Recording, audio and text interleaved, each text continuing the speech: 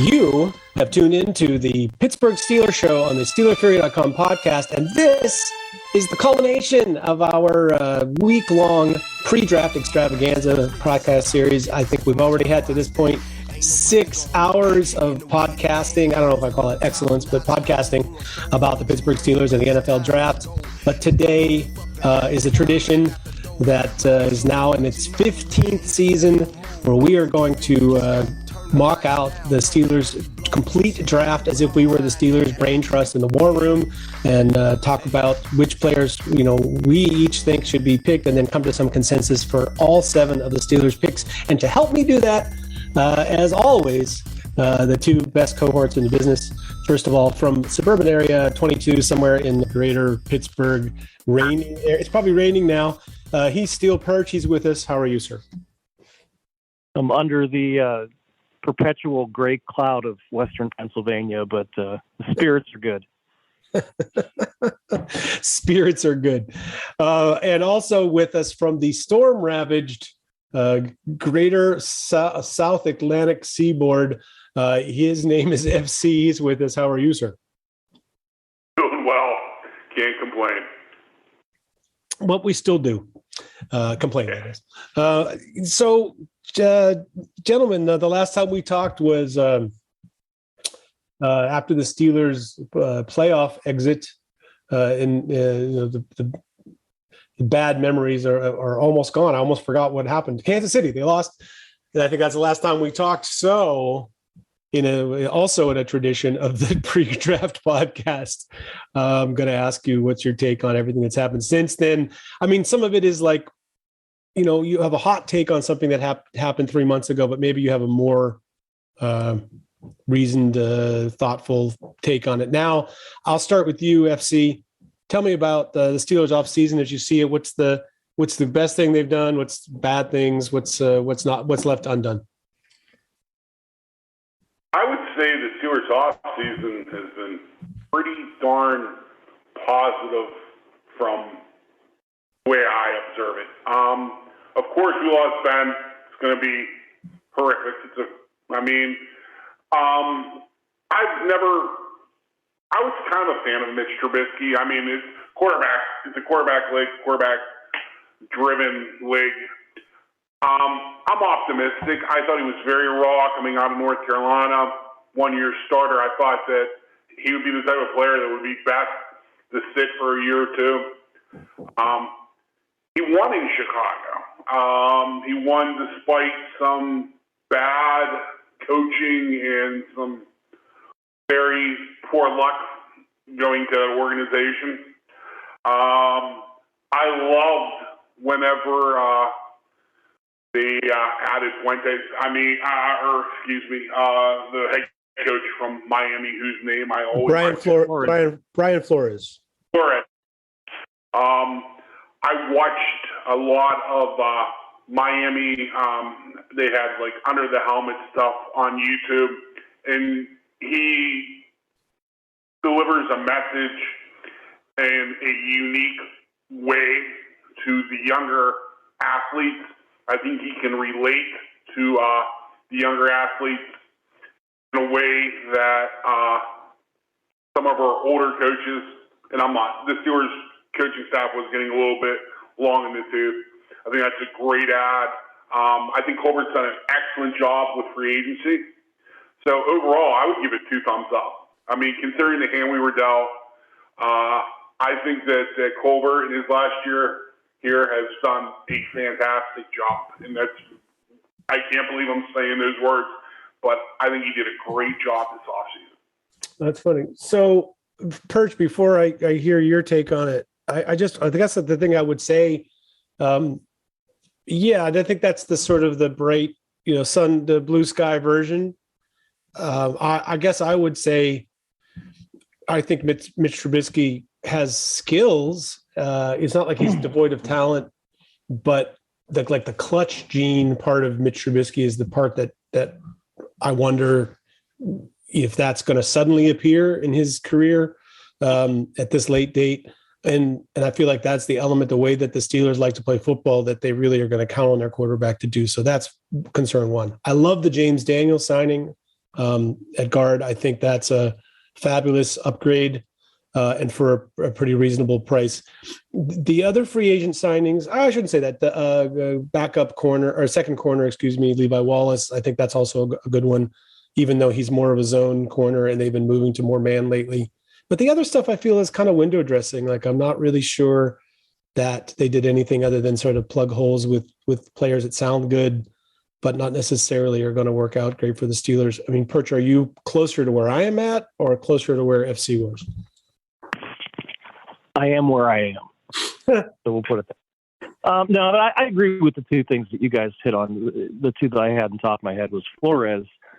How much longer is Tomlin going to coach? I mean, he's basically to where, Cowher had already tapped out at this point, and he's going to be approaching Chuck Noll tenure before long. But I think Tomlin's got a couple years left on his deal, and Flores was a really good coach.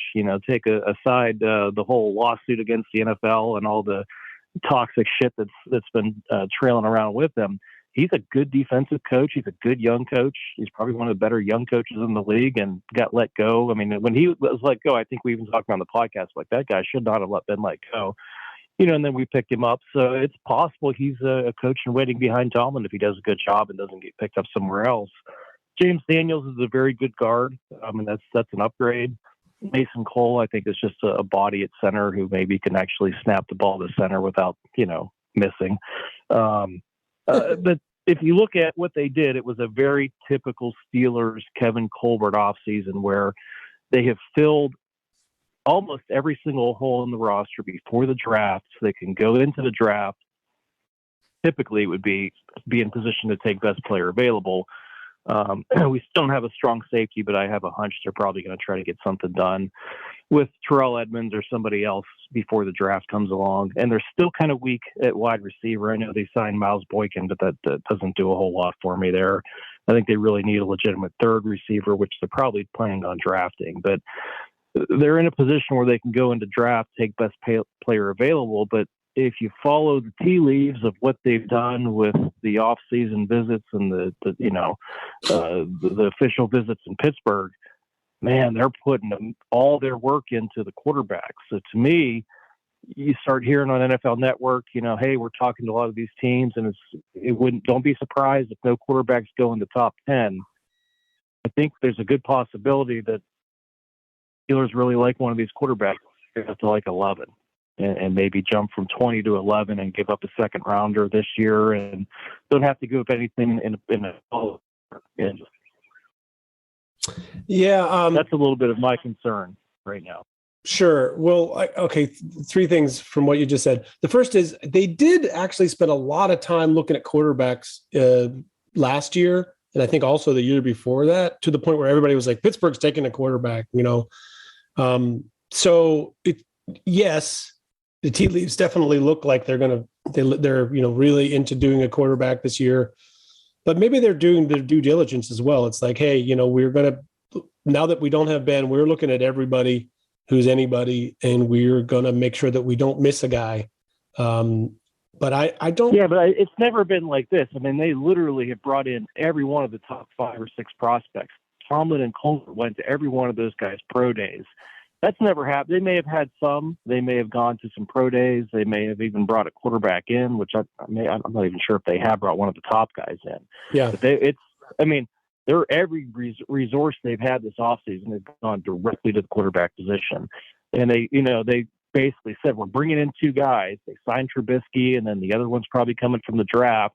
And that was before, unfortunately, Haskins was killed with the auto accident. So they're definitely going to have to take a quarterback in the draft, and it's just every sign in the world points to first-round quarterback. It just the way makes that everything's set up. I mean, the thing is, FC, it just kind of boils me because it doesn't make any sense to me at all with such a weak quarterback class. You're going to overpay. It's like I'm buying a house in a market where there's no houses available and the housing prices are through the roof, because I'm afraid I don't have a place to live. But they have Mitch Trubisky. I felt like that signing is not a nothing signing. That does that not give them some flexibility to go elsewhere in this first round, or do you agree with Perch? Well, they have flexibility. I actually understand, both points that you're both making, Perch, I don't remember us being this much of like a dog on the bone with a quarterback, probably since 2004 when it came down to the Rivers, Eli, or Ben.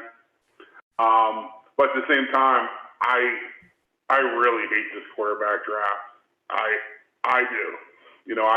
I understand people think that Willis, quarterbacks don't become accurate from college to the pros. Now, people are going to say Josh Allen. Josh Allen was actually kind of accurate in college, in the offense that they ran. They ran a very vertical passing offense where you didn't have, to me, the West Coast concepts, easy completions. I'm not the biggest fan of Pickett, I just don't like the quarterback draft. And I hope that the analogy you made with, the housing market, I hope that they don't back themselves into that where, they decide, I would hate to move up the draft a quarterback, which I think is very possible. I mean, I'm not taking anything away from what Perch said because it's very possible, and I won't be very happy. And see, I just say there's two opportunity costs that have to be factored in. One is this is a really good draft, especially on the defensive side. And it's deeper than usual because of the super seniors and so on and so forth. And next year's quarterback class, I don't think I'm going out on a limb saying this. I think there are going to be 5 guys at least in next year's quarterback class who are arguably better than anybody in this class. They're certainly better than quarterbacks 2 to 5 in this class by a large margin. So you're gonna have guys who are a lot closer to what we would think of as being a franchise quarterback or an elite quarterback prospect. And it's like if you draft a guy in the first or second round this year, that means you're not going to draft any of those guys in a historic quarterback draft of 2023 that I think it's going to be. And that hurts. I mean, giving up a second round prospect this year, that's bad enough. Giving up a second round prospect and not picking a quarterback from next year's bumper crop is just, it blows my mind, just because you feel like it's the GM's last year and he's got to leave you with a quarterback. I don't know, man. Like I get it that there's some mentality to that, and it's different when it's your job versus us here on the podcast. But yeah, I don't know. I would just purchase probably right. This feels like Devin Bush all over again, but 100%. I mean, I don't want it to happen. I mean, to me, there's one of two things that's going to happen.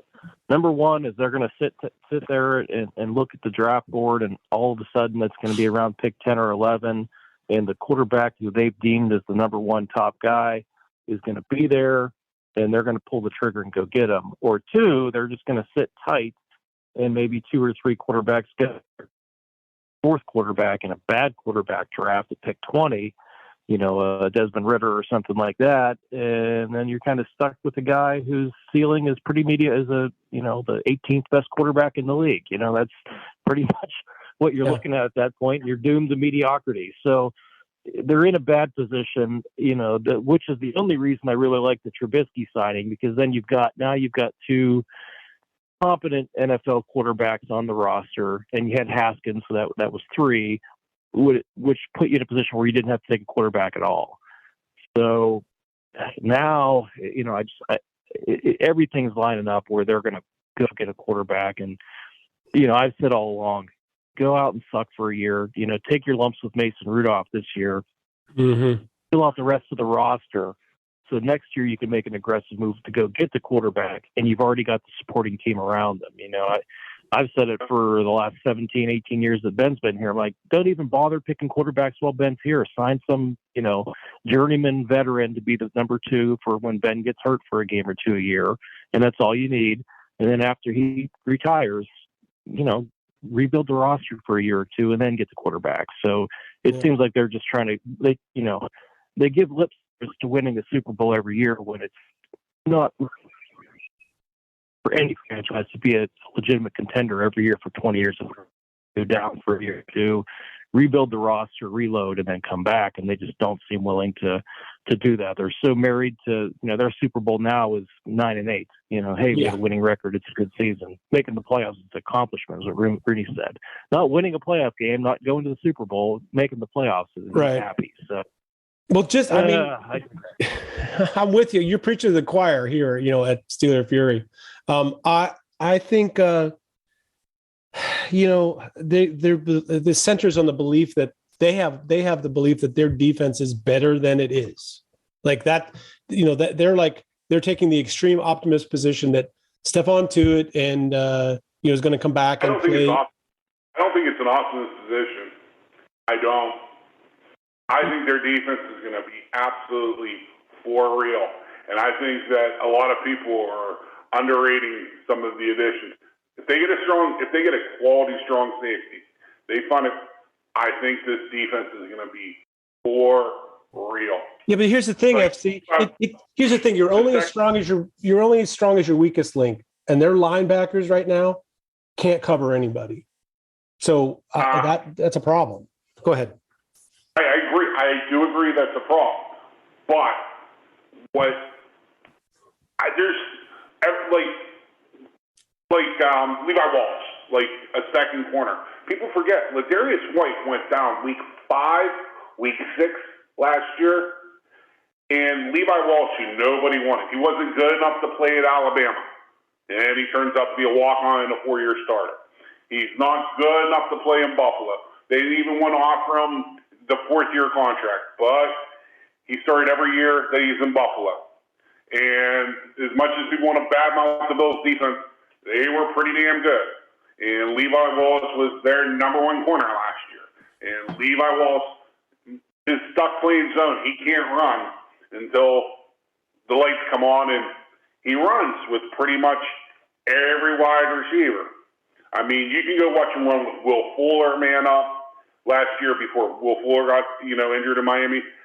I think that in Miles Jack, everybody thinks, he's going to be, another Joe Schobert. Not so fast.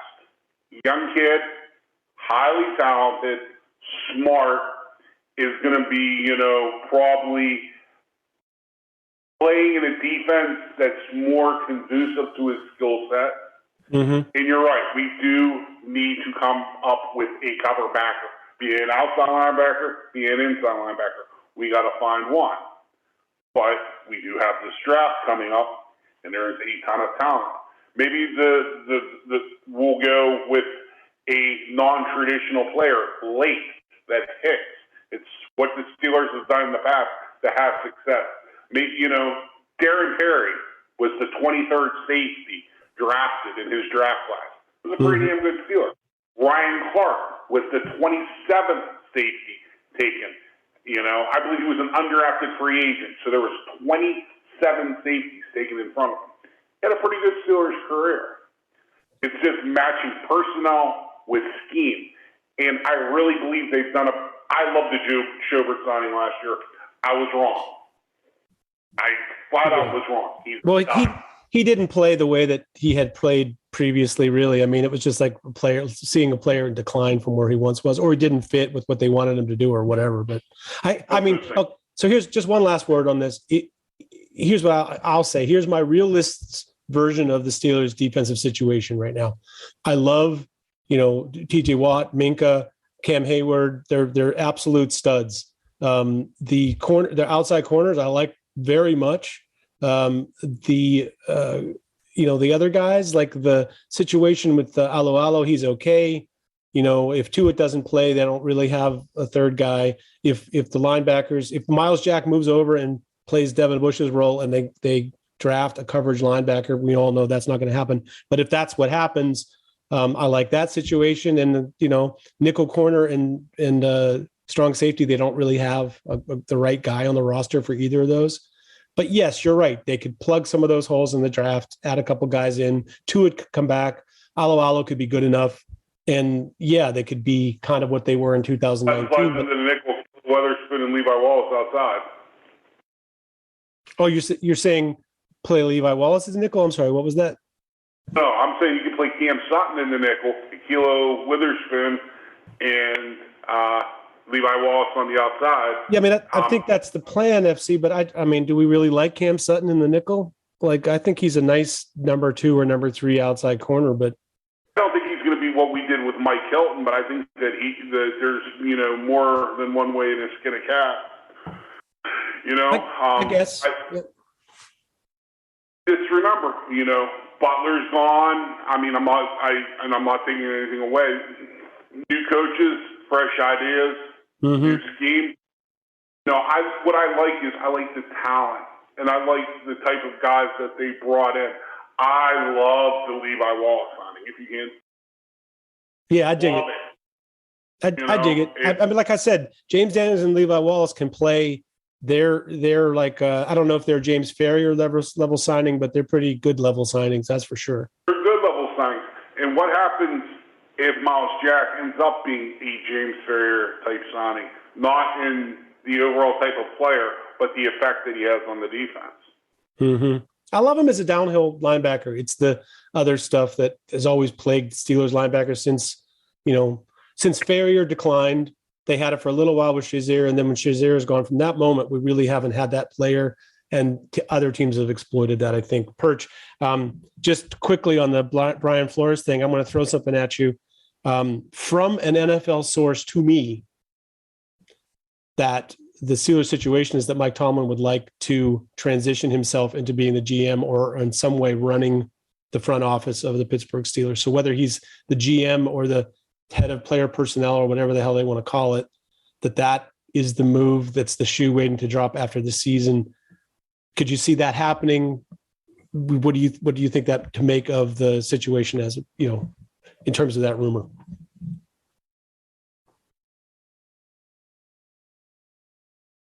Oh, we lost Perch. Okay. Well, hang on. I looked to see if you called me or something. All right, FC. Maybe I'll throw that at you. Is the Brian Flores signing? Is that the Steelers head coach in waiting, and Mike Tomlin's going to transition to the front office? Do you believe any of that? Oh, I can see it happening.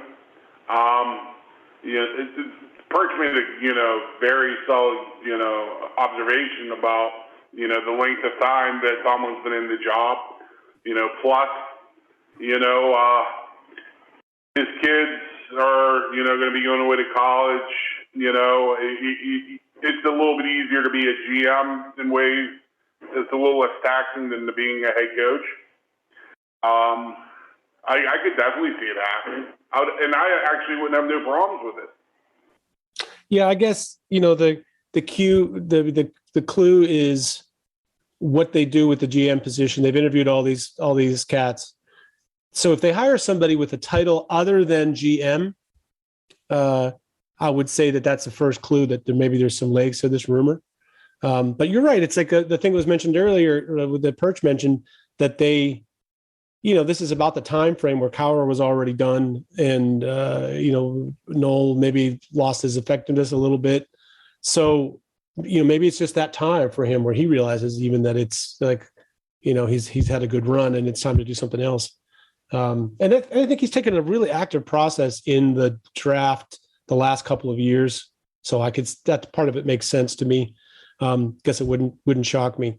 And, if that means you have to take the quarterback that he likes this year and he has to live with it, I guess that's the way it goes, The other thing I want to just quickly address is the wide receiver situation, FC. That signing of the Ravens wideout from Notre Dame, Miles Boykin. Yeah, to me, that's a Darius Hayward-Bay replacement, right? He's the guy, special teams gunner, and he's available to be your fourth receiver or something like that. But he's not necessarily going to be starting for the team. I think that's probably closer to the truth.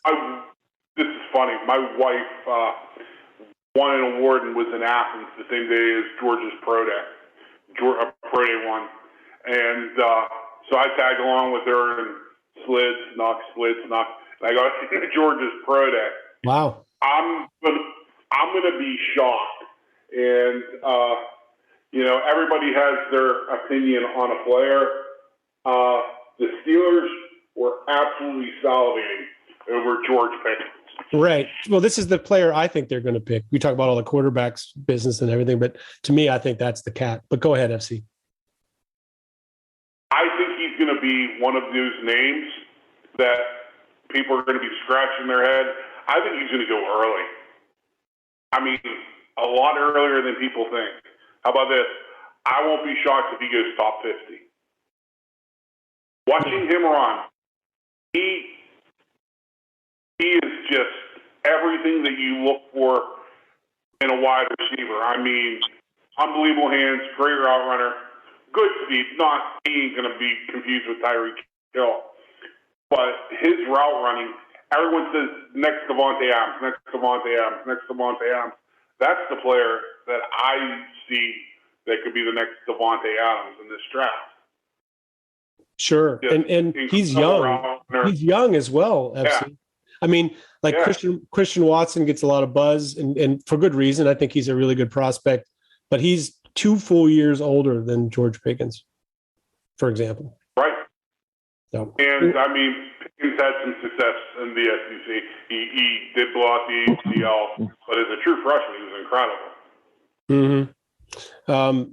So, Perch, the thing that you missed that so I'll throw it to you is I got a pretty substantiated, I call it a substantiated rumor from the NFL, from a different NFL franchise, that their understanding is that Mike Tomlin is seriously considering transitioning to the front office, either as a GM or somehow the head of the front office, and that puts the Brian Flores signing maybe in a little bit of context, that this would happen possibly after this season.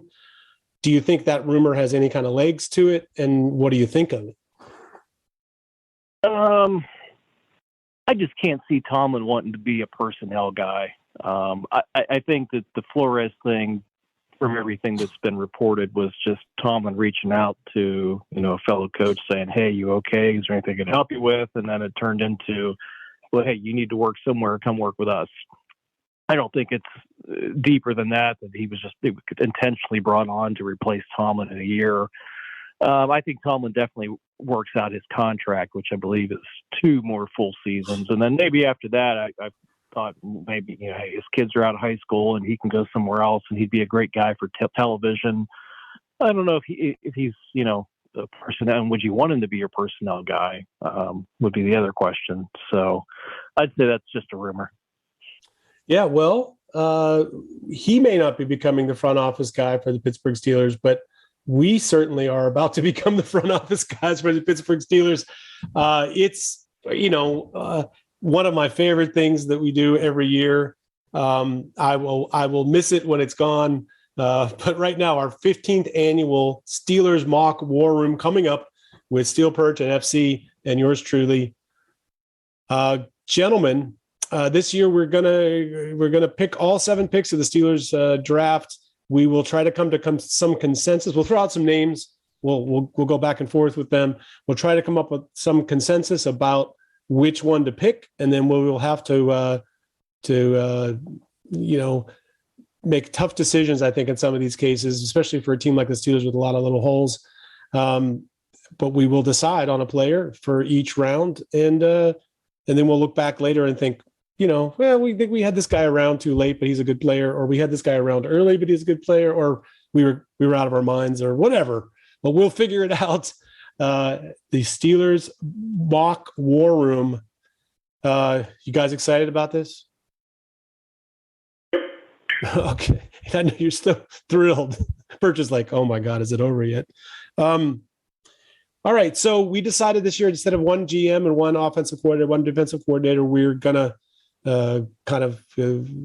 all take all the roles and try to decide together, more like what the Steelers organization probably does, just something different to talk about players we like. But we'll still go in order, maybe, and switch that each time around. Perch, I'm going to start with you. Pick number 20. I mean, the first thing is, I guess, before we even talk about this pick, you guys maybe have a player in mind, or a player or two in mind, that everybody thinks is going to be available to the Steelers at 20. They should pick who's not going to be there. Like, let's start with the 2 defensive tackles from Georgia. Do you guys think they're going to be there at 20? Well, I think it's possible. Go ahead, Perch. Yeah, I don't think Jordan Davis makes it that far. I just think that he's too unique, and somebody like the Ravens are going to see him at 13 and say it fits our style of football and where they're going to take him. Wyatt, though, yeah, I think he probably goes somewhere between 20 and 32. So it's possible he's there. The other thing I would look at defensively is the Steelers are never drafting a position where they can get a legitimate number one corner. This year, I think they will be. I think there will be maybe one or two of the top five cornerbacks off the board by pick 20, and the rest are going to go between 20 and 32. So I think that they're going to be in a position where they can possibly get a really good corner this year. Okay, so I guess it's just, FC, what do you think about that question, first of all? I actually agree with Perch, and I even agree with T. I think Wyatt will be there. Man, I don't think that I can't see Jordan Davis falling. Too many just positive things to say about the kid. So I agree with Perch there. Okay, so here's the situation then for this first round pick. I guess we're going to say for purposes of this discussion that Wyatt makes it. I actually don't. I think he's going to go before 20. I think that is legit. There are people that legitimately think he's better than Davis as a fit for their team and more versatile. So I feel like that's iffy. But if you want to include him in the conversation, I'm down with it. So. I'm going to say that the three big pass rushers are gone. The three big tackles are gone. So where the Steelers are here at 20 is, maybe the first guy. I look at the board and I say, aside from Devontae Wyatt, who's sort of obvious, I'll throw out a name, Daxton Hill. I don't know what you guys make of him, but I think he's a guy that you could either play at nickel corner or as a strong safety to do various things for you, or he's capable of being, a versatile backup at the other positions in the defensive secondary. I really like his play. I think he's probably a late first rounder in real value, but he fits a big need for the Steelers at this point. Guys got any other names to throw out for me for this potential pick at 20? Finley from LSU. Fallen. Cornerback from LSU. Maybe. I think he's going to go. He might go first after that workout. People were really concerned about his injury, but I think he looks like $1 million. Maybe you're right. I think you got to look at McDuffie and Booth. To me, if Gardner, I think is definitely gone. Right. I agree on Stingley. Stingley can go anywhere from pick 6 or 7 to pick 25. He's kind of weird because, you saw him after his freshman year. You thought this guy can come out as a freshman and be a top 10 pick in the first corner off the board. And then he's done pretty much nothing since then besides get injured. So it's a real tough evaluation. Mm-hmm. If I'm in the top 10, I'm a little bit nervous about taking him just because if I take him and he busts, the signs are all there and I look really bad. But somewhere between, 10 and 20, it makes a lot more sense. But yeah, McDuffie's just a real solid all-around corner. Booth's got some good physical tools. Tomlin and Colbert were at the pro day for Clemson, so he could be in play. Even Elam is I think he's the other first-round corner. Mm-hmm. That's a lot of good athleticism from Florida. So those guys, if you're looking at corner, which they should be, being they just lost Hayden, and they've got really a lot of number 2 caliber corners on the roster. Number 2 or number 3 corners. They've got about 3 or 4 of them. So, yeah, it's possible that one of those corners are in play, but McDuffie, Booth, and Elam, I think, are the 3 most likely. If Stingley was there, I think they'd be happy to take him. I don't think he makes it that far, but it's possible. Yeah, I take Stingley or Wyatt, no problem. I just wonder if they're going to be available, I'll go with what you guys think is. Yeah. Because if we have all these guys off the board, does that bring Chris Olave, a wide receiver from Ohio State, into the picture? Does that bring, Drake London into the picture? And back to Daxton Hill, who has played, I believe he has 600 snaps as in the nickel. I believe he played, in his career, I believe he's played just under 800 at free safety. And, I mean, he's an incredible athlete, very fast, decent tackler. A little bit. The reason that he's only a decent tackler is because he is a bit undersized, but he is very willing. It's just a little bit of a smaller. He could struggle with a Mike Evans type of wide receiver from a physical matchup, but most defensive backs would. Really good player. Yeah, I agree that he would be in the conversation. I mean, to me, he's a nickel corner for the Steelers. He's that Mike Hilton guy, but a big upgrade from Mike Hilton, right? So, I think that was a really important loss for the Steelers. Like that, they got a lot out of him. Not only his versatility, but he had a knack for making plays. He had weaknesses in his game coverage, but the way they were using him as a multi-tool, like it was hard to replace that. I feel like a guy like Daxton Hill or Jalen Petrie from Baylor, like they're listed as safeties, but I feel like that's the role that Mike Hilton was playing for them. You got to remember, NFL teams play nickel 62% of the time. Yeah, they have 5 defense, on the field now. So, it's the new base.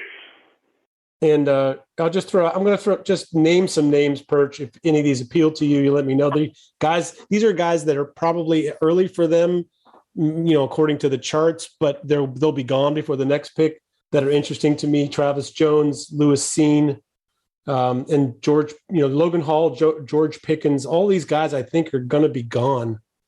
So, yeah, let me jump to the wide receiver position. The FC threw out Chris Olave.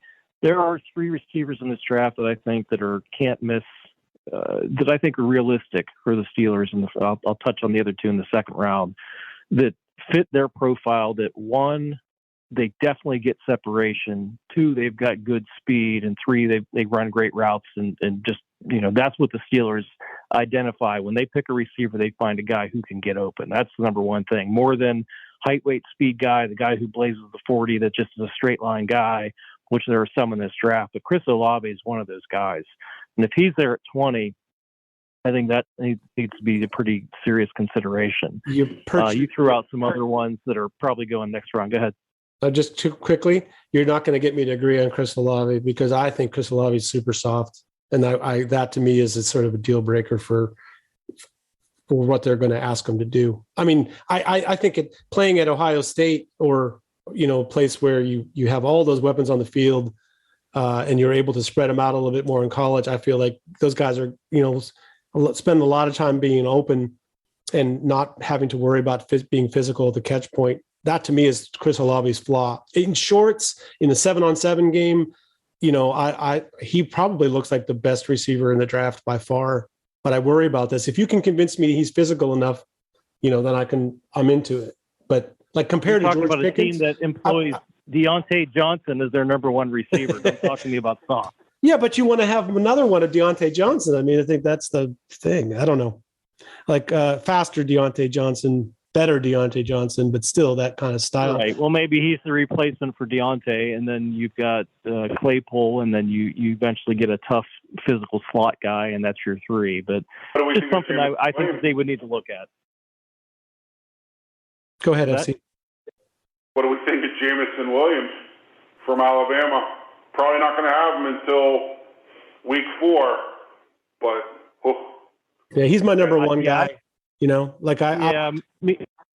Uninjured, I'd pick him first. And what the hell is Ohio State doing with wide receivers where he was number 3? I mean, Garrett Wilson's probably the consensus number 1 guy in this draft. Williams probably would have been had he not been hurt, and Olave's probably, depending on who you talk to, the 3rd or 4th guy. Right.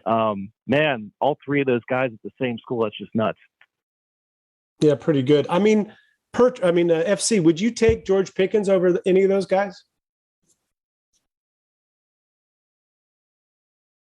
Wow, it's tough, right? I think the top 6 receivers are really hard to rank. Depends on your fit. I think Pickens will have a better pro career than some of them. I think he's going to have better pro career than a lot of them.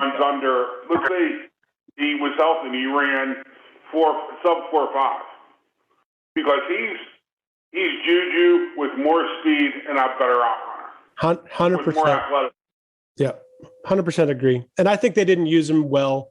I think that they could have done more with that advantage that he had at SC, but that's the way it goes. I just feel like there's a ton of potential there, but I also feel like that's a cat that's long gone by 20.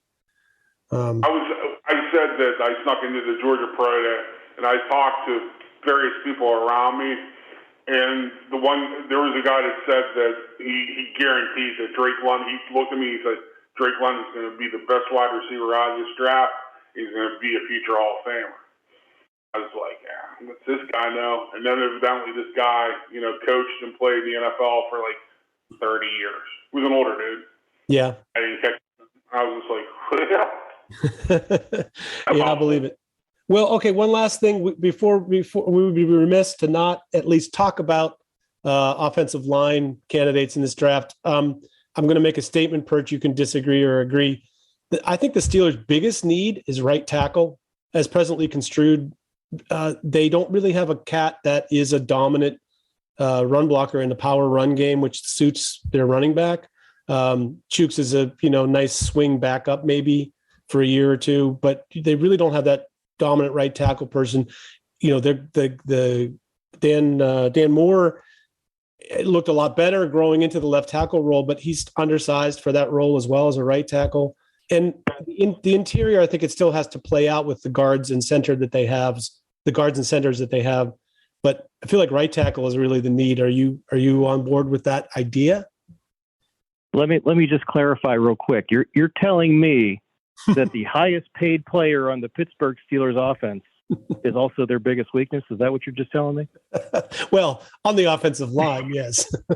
Well, no, he's the highest paid. No, I mean he's the biggest weakness on the offensive line. They have other weaknesses. And the highest paid player on the entire offense is what I'm going at. But yeah. No, I listen. They paid the guy $10 million a year. They look at him as a starter. I think they patched the offensive line to a point where it's not a dire have to take somebody in the first couple rounds, maybe grab somebody later and let him compete, sort of a thing.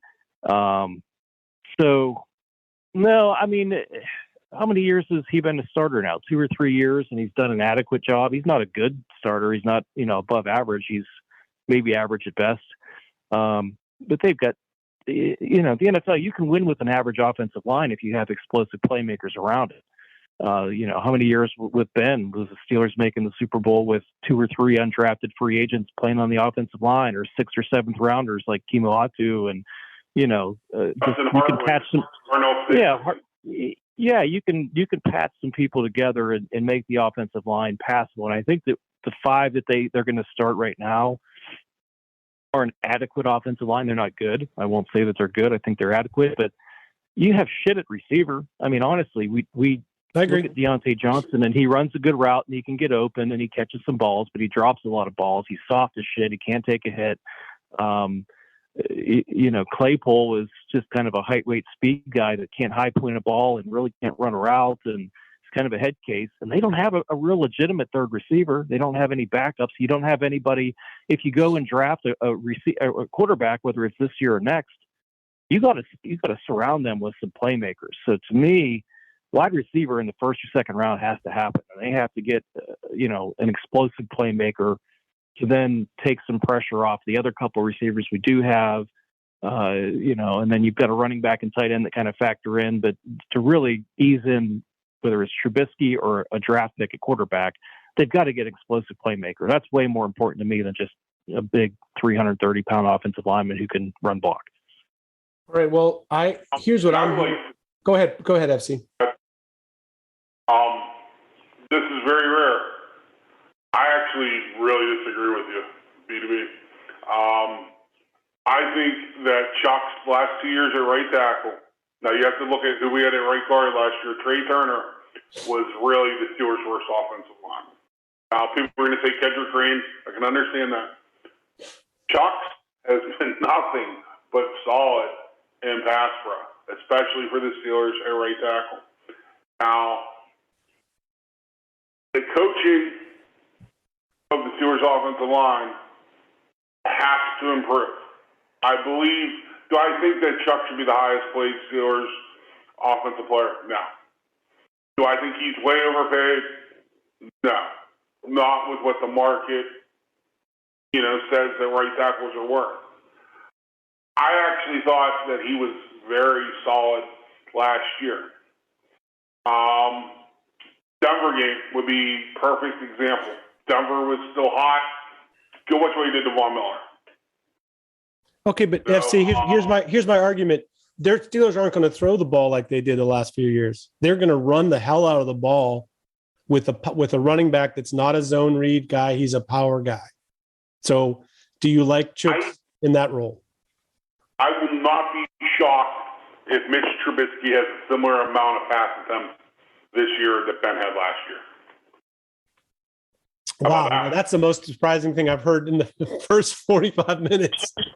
Hey, I'm with that. I mean, they're not. I don't expect the Steelers to be, 40 run attempts, 15, 20 pass attempts a game.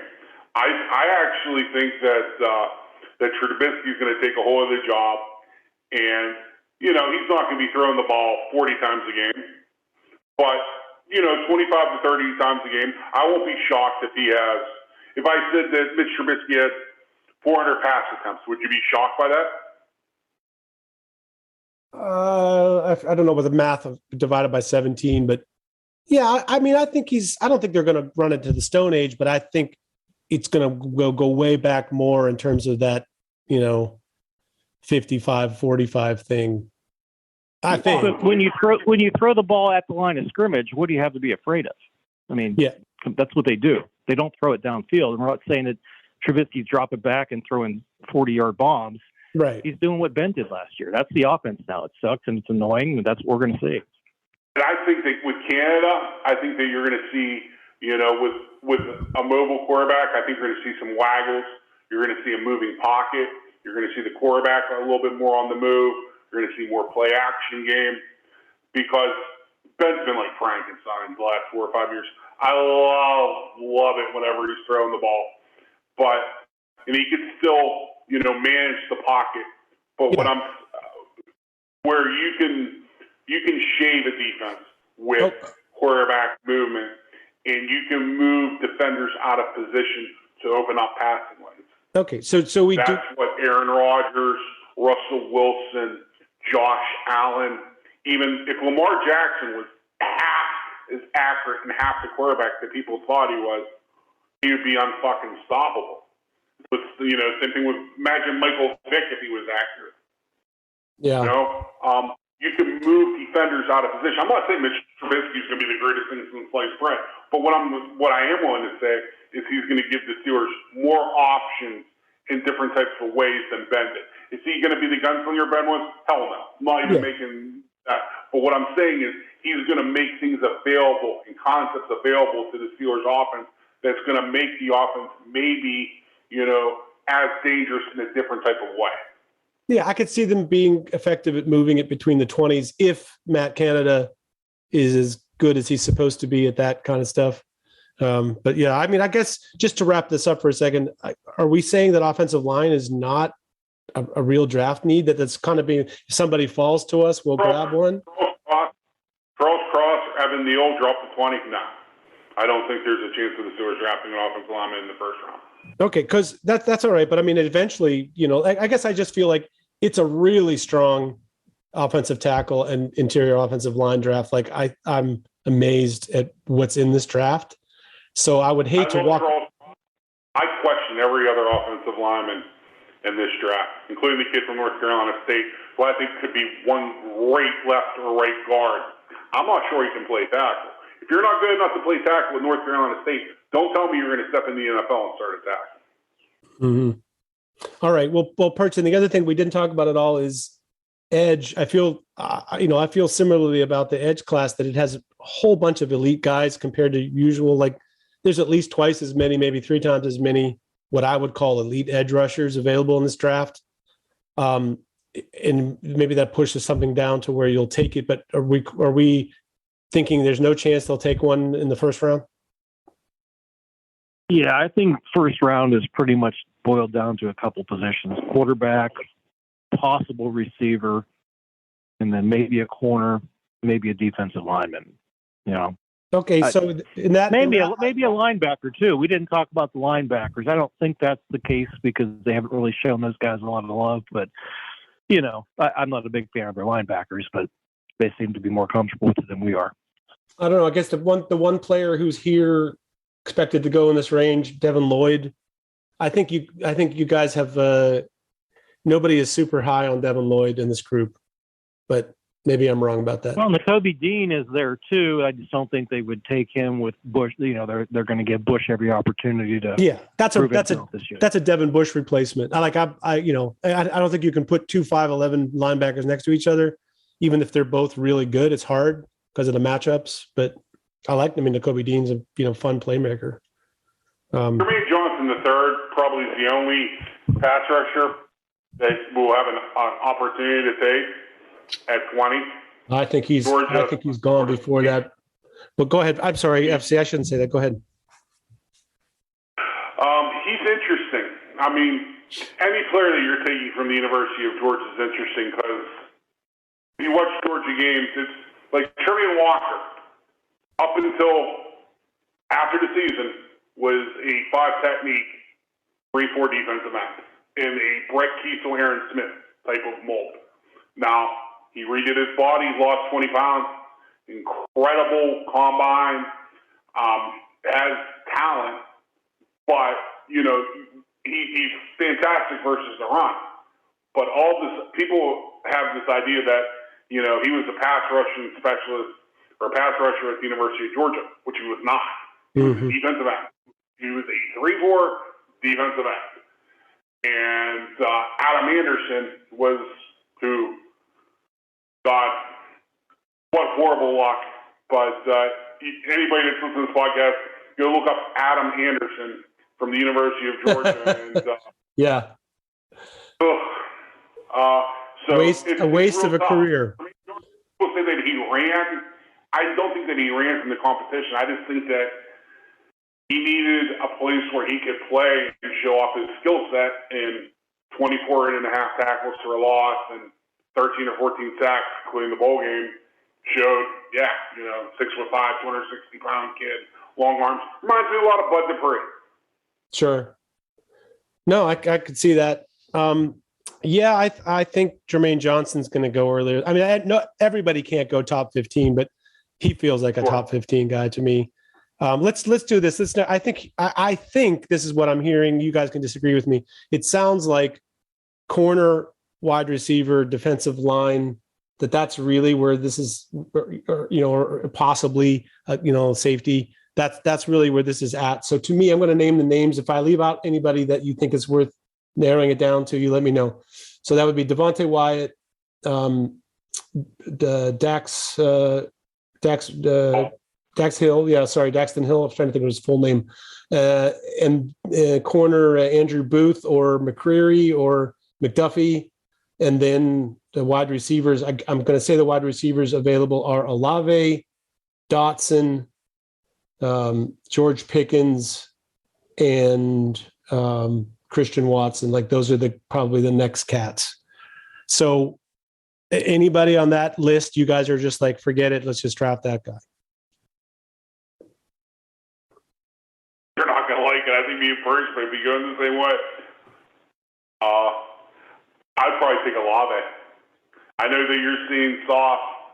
I'm seeing Blazer. Yeah. I'm inclined to take Pickens out of that group, but I guess if you guys feel that strong about Olave, I'll do it. Let me play devil's advocate here. We all know that we can get into round 2 and name another receiver that we'd be really happy with. We won't be able to go to round 2 and name a corner we're all really happy with. So I think if this is the way I look at it, I see 5 or 6 guys that I think are going to be number one, maybe 5 guys. They're going to be number 1 corners in the NFL. And then after that, you'll get some number 2. We got enough number 2s. We really want an opportunity to get a shutdown corner. to get a high-level number one corner that, you know, takes away what Hayden used to do. Well, it depends. Does it need to be a guy who could be number one corner in 2022, or does it be a guy who's like could be a number one corner next year? I'm just being realistic here. I mean, how many mid to late round picks ever end up developing into being like that Pro Bowl cornerback? Not too many. Usually it's those guys that are pretty easily identifiable. If, you know, to me, if you've got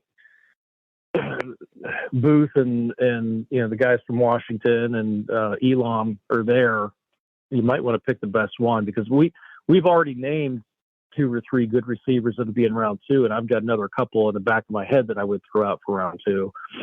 I just think so I think they need a number one receiver, though. They don't just need a receiver. Like, they need receivers. Comes down to Wyatt or Gardner, because I actually don't think Olave's going to be there. So from realistic standpoint, it would probably come down to Booth or Wyatt, the defensive tackle from University of Georgia. Yeah. I've seen a lot of Andrew Booth. My problem is I don't got much of a problem. It's just the ACC doesn't have a ton of great quarterbacks, and they haven't had a ton of great wide receivers. Yeah, so you don't know how tested he is. But I mean, I think he's a pretty good-looking player. Yeah, you can go back and look at previous film. He's listed as a redshirt sophomore. Don't forget, everybody gained a year. He's basically a 2-year starter at Clemson. So, you know, whenever he was facing Alabama in the national championship, he was playing. He was starting. And he was effective. He's, you know, is he going to be Deion Sanders? No. Is he going to be Rod Woodson? No. But I think that he could be a quality number one corner. Yeah, I know that he's physically up to match up with NFL type players. Yeah, I'm willing to go with you guys to Andrew Booth. I just want for the record to say that there was this guy in the war room saying George Pickens. When George Pickens becomes Devontae Adams, then you can remember the thought pushed hard for him. Are we sure he doesn't make it to round 2 though? Yeah, I'll be absolutely flabbergasted. I think his floor for coming off the board is about pick 40. We could trade up. I still would go corner because there's just so many good receivers that we can get in round 2 that I think can make a big difference. So yeah, well, we debated, we banded his name out there. If we don't get him, we don't get him. But I'm okay with Booth. I'm okay with Wyatt. I love both. Perch, you tell me. I would lean towards Booth. I just think that we've got a lot of bodies on the defensive line, and there's some good ones that we can get later for, you know, what do we really need is a nose tackle, and, you know, it's a 60% player. I know why it's more than that, but I would go Booth. Yeah, I like that Wyatt is capable of playing some multiple positions and techs for you on the line. Like he could be some nose tackle for you. He could slide out to 5 tech, and he can even be a pass rusher in nickel. But yeah, I mean, FC, if you don't disagree, it's looking like Andrew Booth is the guy. He was on my top 5 wanted list for the first round, so definitely. Right on, kids. We actually made one. I think that's one of the harder ones because it's just so wide open for the Steelers this year. So that's our pick, number one. Our first round pick at number 20 is Andrew Booth Jr., cornerback from Clemson. There's going to be some people be like, why did it take you 15 minutes to figure that out, brother? Because he's a position of need, and we took a good guy. Pick 52 for your Pittsburgh Steelers. FC, I'm going to go to you first. Strong safety, Penn State. Well, I'm going to let Perch answer this question. Is Brisker available in round 2?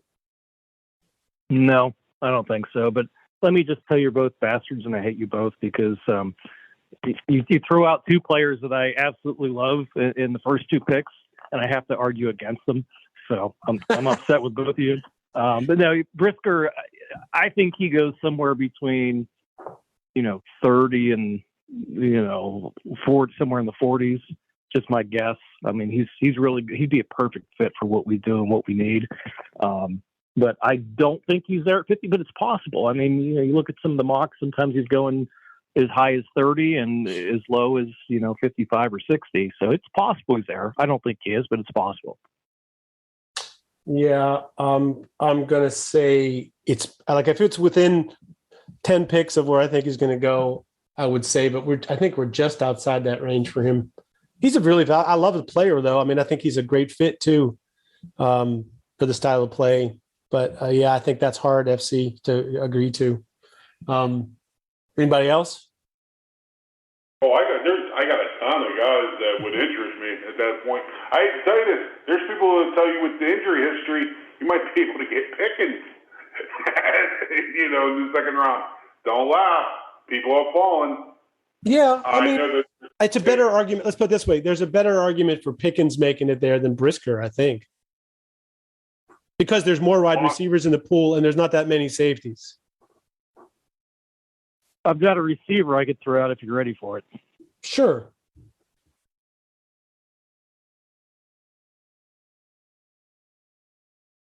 Hit us, Perch.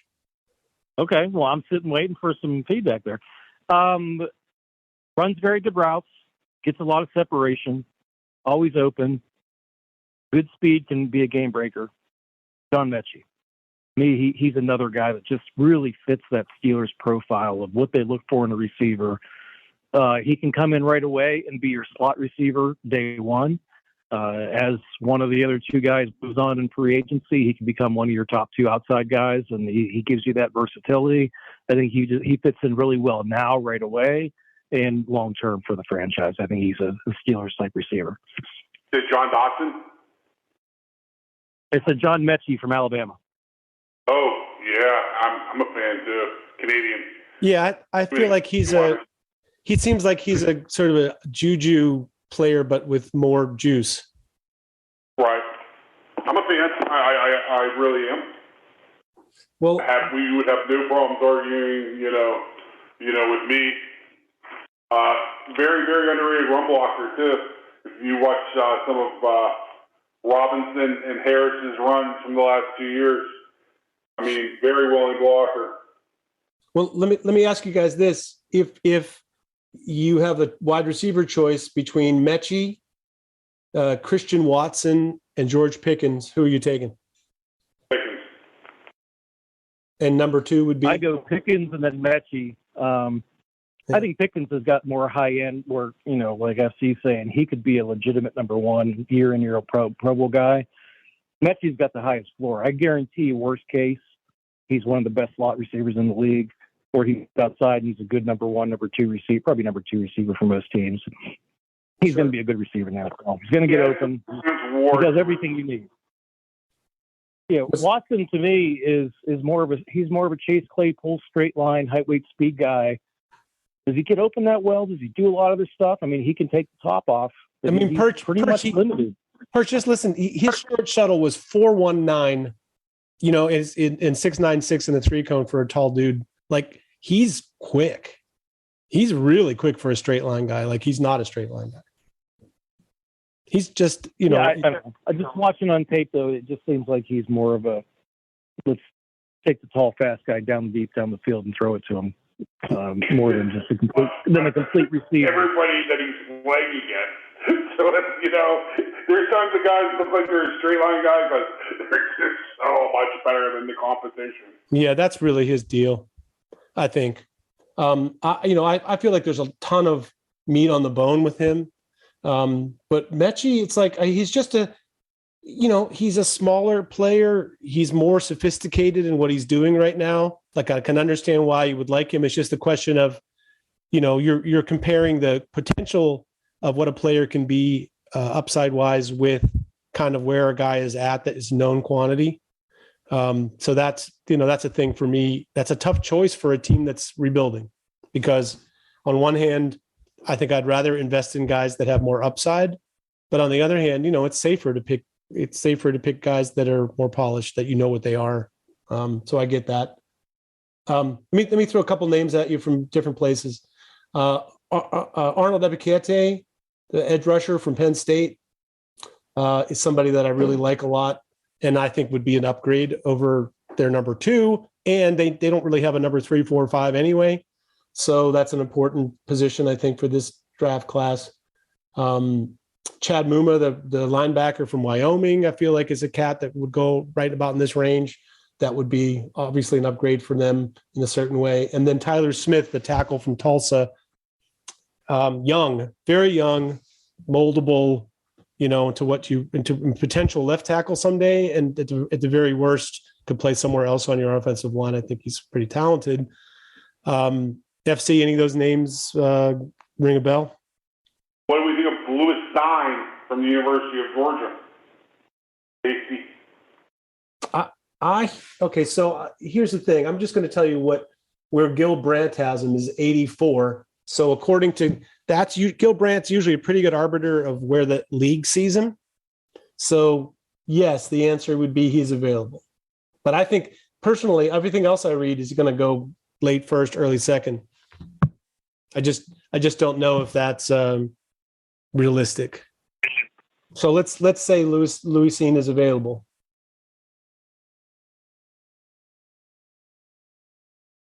I'm back.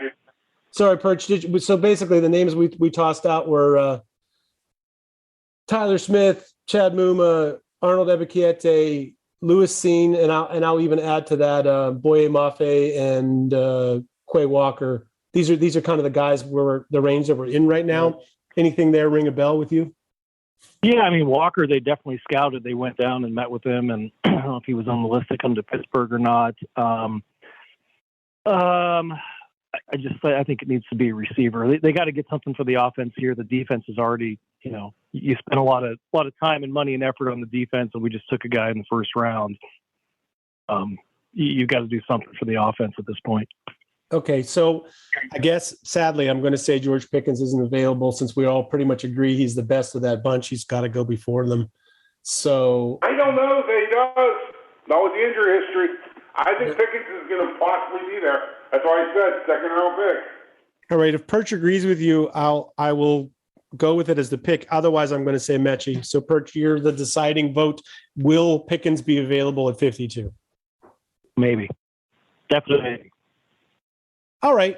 I'm not committing either way. I'm making you pick because I would take Pickens over Mechie. I think Pickens is probably gone, and I take Mechie, but I'm going to let you decide all that. Well, here's what I'll say. We used the type we in the first round. We said guys weren't available that were borderline. So I'm going to go the other way this round. So even in the even rounds, we'll give you the break. So shall we say George Pickens and make our lives easier? Fine, do it. George Pickens, wide receiver from Georgia, is our pick for the Pittsburgh Steelers at 252. That brings us to our third round pick, number 84. We've now got a corner and a wide receiver. We haven't got any big bodies, and I know FC is always like, if you can't decide between which players, pick the bigger man. Do we determine, is that a Joel Bucksbaum truism? Is that where that comes from? It does. Yeah. I still think he's the best. So yeah. How did I guess? Large man that'll play the most. How did I guess? By the way, guys, we've already picked a wide receiver, so chances are we're not picking another one. But what's your take on Wan'Dale Robinson as a fit for this team? Do you think that's a possibility if we don't get a wide receiver in rounds 1 or 2, Perch? Yeah, I like him. He's somebody that I've looked at for a while. Just smaller guy, super quick, kind of a slotty guy. But he's got deep speed too. Where he goes, whether he's third round, fourth round, somewhere in that range, I certainly think it's somebody that they would look at. Yeah, I just feel like he's also young, but I love he has the clutch gene. It reminds me a little bit of sort of a tougher build Emmanuel Sanders in terms of the college tape. Just the guy that was like the guy on his team, and they threw it to him whenever they needed to play. And he, despite his size, is willing to go over the middle and take hits and still hold on to the ball and all that stuff. So I'm a fan. I don't think it's happening for a variety of reasons, but anyway,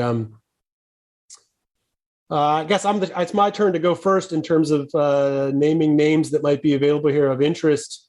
Let's see. There is, I would be remiss not to mention Dylan Parham from Memphis, an interior lineman. I think he's a center guard. I'm not sure that's the biggest need for the Steelers right now. Josh Pascal, the either edge or 5-tech, depending on how you view him, from Kentucky, who I think is he's kind of an underrated player. He was a really good run defender for them, and they used him a little bit more inside than I think his career later. Like he was a guy that might benefit from standing up and playing farther outside. I like him. And then there's we've kind of gotten into receiver already. So boy, it's getting skinnier for other stuff. Periano Winfrey, maybe a defensive lineman. Brandon Smith, depending on what we think about him. Perch, what do you think about any of those names? You got something? Logan Hall, I would throw out too for defense. I think Periano Winfrey's a second rounder. I think falling into the third round, Logan Hall from Houston is kind of a 5-tech they would look at. We didn't really bring up Travis Jones in the second round. We probably think he goes between our first and second pick. Yeah, I think what's his that you just mentioned goes there too. Hall. You don't think he's in the third? I think he's somewhere in the third. You never know. I heard first did we round. throw out any of the linebackers? I literally heard first Quay round. Walker is Quay Walker or Brandon Smith a third rounder? Channing Tindall. I mean, I think Brandon Smith is. Let's talk about Brandon Smith because talk about tough evals.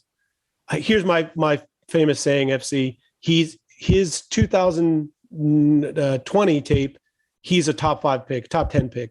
His 2021 tape. He's undraftable. So which guy?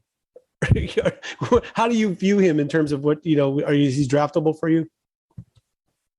2020 tape, I thought that he was a better player than Michael Parsons. Me too. 2021, I don't know if it is injury. Don't know if it's defensive concepts changing. He wasn't the same player. So that's a big red flag for me. He's the type of guy that can end up being the best inside linebacker out of this draft. He's also the type of player that can be the first draft pick in the NFL. Yeah. So, well, let me give you the Penn State fan scouting report here. He has all the physical tools in the world, tremendous athlete, dumb as a fucking box of rocks. So the big difference between the 1 year and the second year was it was a position change too. The more he has to read and think, the worse football player he is. You can get him in a position where he could be just like a weak outside linebacker that just chases and runs. He's tremendous. So that knowing that, where do you play it? He basically would be a good replacement for Devin Bush, where you could kind of put him on that weak side and just say, hey, see and go. The more he has to think, it completely erases all his physical advantages, where he can't just be fast and react. So that's the player you're getting there. So it's really going to come down to who drafts him and how do they use him. If you're looking for this guy to be a heady leader, to be the captain of a defense, he's going to fail. If you just happen to be a see and react, chase and run guy, he's going to be tremendous. So just knowing that, decide if you want him or not. Scouting circles, whenever you hear the term, he needs a defined role, that means he's fucking stupid. Go cover the tight end. Go cover the back. He knows exactly what to do. He's money. Yeah, copy that. But yeah, that's tough. That's where they have Devin Bush now. Like that's more or less they just simplified his role so much. And I don't know if that's because he's dumb. I just feel like it's just they've determined so many things that he can't do right now. And it's why I love Nakobe Dean. No way. Because he has the same limitations. Well, and if we're looking at what the Steelers might do, Brian Flores went on like 4 scouting visits. He went to Georgia, so you've got Channing Tindall and Nakobe Dean would already be gone. Penn State, you've got Brandon Smith. I guess Quay Walker would be another Georgia too. So those are some of the players that they've looked at. So I think Tindall and Smith are people in the third round that might be there. And Tomlin and Colbert were in Cincinnati for like Darian Beavers. So you've got, those 3 or 4 guys are probably realistic third round possibilities. Yeah, I could live with Beavers, not necessarily like Am I going to be wow over it? But I could see that working. By the way, we didn't we picked corner already, so we're probably not going to pick another one. Perch, you were like you were. Nick Benito from Oklahoma. I'm sorry, say that again. Oh, Nick Benito. Yeah, Nick Oklahoma. Benito. Yep, I think that's a potential target here for sure. Might be a hair late for him, but I think it could happen. The other guy that I don't think is necessarily going to make it this far, but we could talk about if you want, is maybe he would be the linebacker from Montana State, Troy Anderson, excuse me. Probably he's moving up because he's a incredible athlete, but he's another one that's already good in coverage, just sort of the sifting through the trash as a linebacker, not necessarily his strong suit, but like I would take him over Beavers, but I think it's a pretty big drop down. I'm on safety here too. Probably about right at his sweet spot too. And which safety? Which safety was that? Sorry, you got covered up by me twice. Nolan Turner from Clemson. Oh yeah. I mean, maybe even around early for Nolan Turner. Yeah, you got a few safeties probably to look at here. I mean, just depending on what you like. And Brian Cook from Cincinnati, it might be a little bit earlier for him. Nick Cross from Maryland is super athlete. Maybe he's in that mix too. I like both of those players. I think Cross is maybe a better fit for more versatility. Right. Kind of dig that. By the way, you mentioned earlier that you were worried about getting a corner later. What do you think at Tariq Castro Fields? Because to me, I don't feel that's a huge drop off from the top guys to him, and he's a third round. Yeah, just the athleticism though. I mean, what I talked about before is, those 4, 5, 6 guys that are going to be in that first round mix. They check all the boxes where they've got the athleticism, they've got the size, they've got the production, they've got the tape. He's got all that, but like athletically, he's not the greatest athlete. He's not the fastest straight line guy, but he was tremendous. I told you guys how many times that we talked to her in podcasts throughout the year. Penn State secondary, I thought was one of the top 3 or 4 in all of college football. They were tremendous, and he was a big part of that. So Perch, he ran a 4.38 40. Are we now calling that not fast enough straight line? Did he really? I thought he was in the 4.5s. No, 4.38. Yeah, 4.38 with a 4.06 short shuttle. Like that guy can play, man. Yeah, but Penn State juices their guys up before the combine every year. I don't know what the hell, how they get the timing out of those guys. Yeah, they have the best strength and conditioning program. So yeah, you have to discount that a little bit. But man, I thought watching tape, I personally feel like he's up there. He's my number 10 corner, but that's only because there's amazing stock of corners. Yeah, I mean, but yeah, in this range, if they didn't get the corner in the first round, I mean, he's somebody in the third round I would definitely look at. But that's just something I can remember during the season. The thought was, well, he's not quite as athletic as you'd like. And now that you mentioned it, I'm like, yeah, he did run something stupid. But they were thinking like, 4.5 for this guy, and he runs the 4.38. No, I read the same thing about Cam Taylor-Britt from Nebraska. It's like he's got everything except for he's slow, and then he runs a 4.3 something. It's like, okay. What is slow anymore? Like, I think here's what I think. I think the way the college game works, a lot of these corners, if they're not strictly a press man corner, then they have to sit and they have to read the defense and they have to wait for the RPO and they have to figure out what's happening. And to people, that makes them look slow somehow because they don't react the way that they would if they were playing man. But I feel like, those are two guys that are way under the radar for corners that could both. Well, Marcus Jones is probably in this range too. And I know the Steelers have looked at him pretty closely. And, he's more of that nickels, slot corner. But that's a possibility of somebody they may be calling around this round too. Yeah, he's a good player. But and I guess Fedarian Mathis, I'm not the biggest fan. I don't think he's super dynamic for this high a pick. But what do you guys think of him? FC?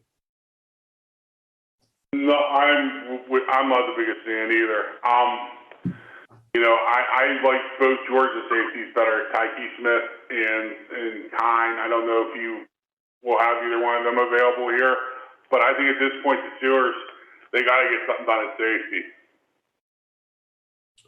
Yeah, I'm willing to say Nick Cross here. What do you guys think about that? That's where I was leaning to. Tomlin's kid's roommate, does that count for anything? He's already as good as a picked, isn't he? I mean, I watched a lot of Maryland, and he stood out. He was a good player. A good fit. If you're in, I'm in. Yeah, I'm in, but we probably should have threw in Sky Moore, too, and had Tomlin's son's high school teammates in there, and then take his college roommate and put them all in, and it can be a total Tomlin draft, and then he can move to the front office at the end of the season. What was Cross's spark looking like? Is he super sparky? The athletic? I'm sorry, which what was the name? For Cross's sparks. I told him he's super sparky. You probably have the numbers, but I know I do. I have the athletic. By the way, I have the most amazing website in the history of the draft. I'm going to share it with the world when this podcast comes out, or by the time this podcast comes out. But I have every player's ranking on like all the major rankings that come out. I have his measurements. I have what he did at his pro day, and I have all his analytics, all in one place, just for this occasion. He ran a 4.3 440 at 6 feet 1 1/8 and 212 pounds. That's outstanding. That's one of the best numbers in the class. And he's also quick enough with the 4.2 shuttle and a sub 7 3-cone 37 vertical. The guy's an athlete, but he seems like he can also play. He could cover a guy out of the slot, and he can play linebacker. Really, So middle linebacker, the way he tackles. I didn't realize he was all that. I'm sold. Done. Nick Cross, Maryland. We're going to call him safety, I think, for now. Yeah. Yeah.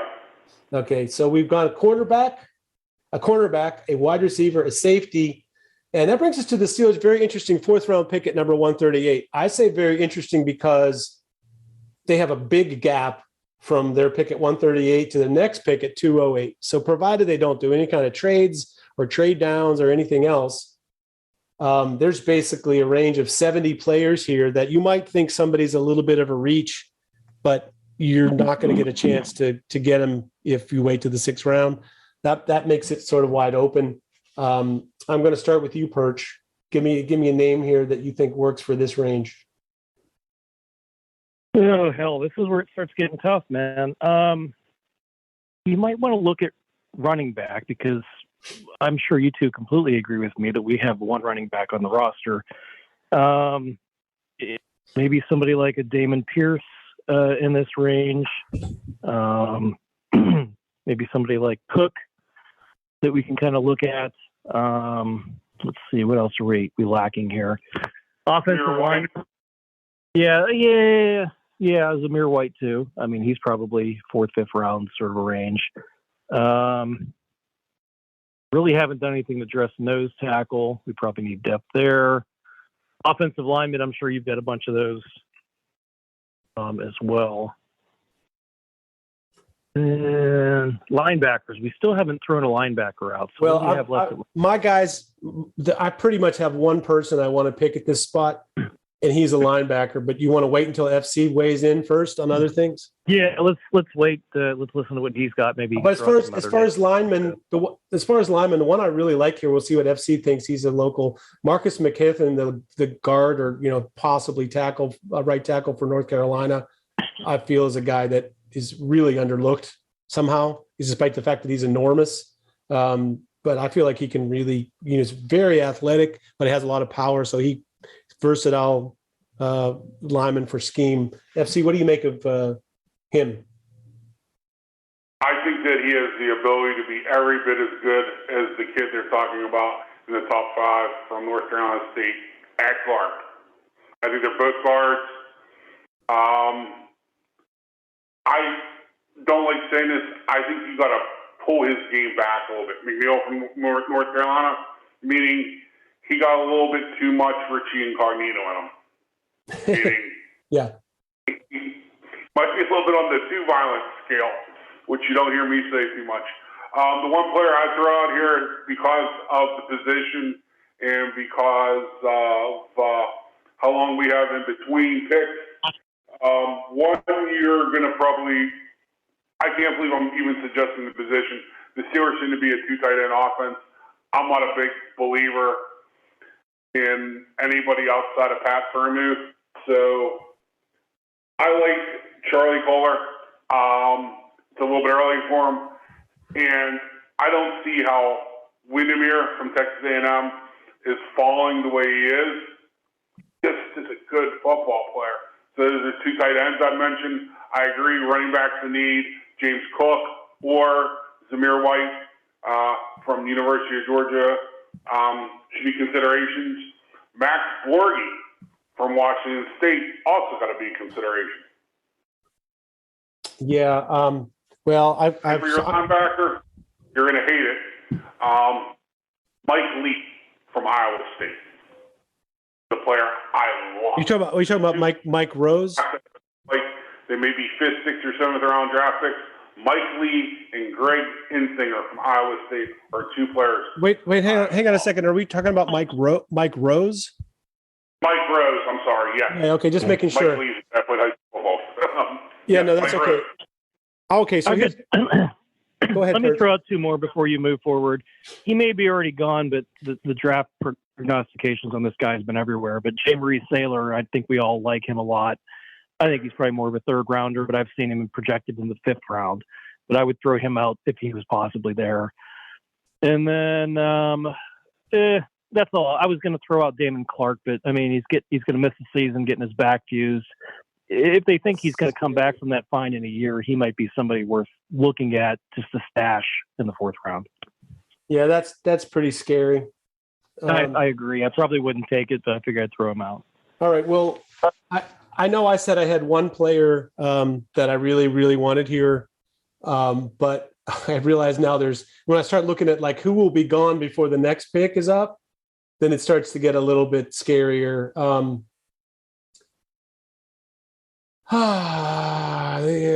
All right. I'm going to say the linebacker is going to make it to the next pick, so I'll save him. Here we go.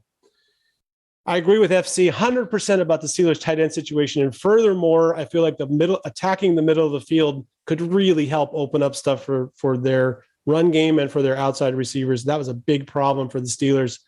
I love Jelani Woods. To me, Jelani Woods is tight end one. I think he goes at this slot, but he was a blocking tight end and a pretty good one at Oklahoma State. He was perhaps even better blocking at Virginia. And then they were like, oh, I can throw the guy the ball and he's good.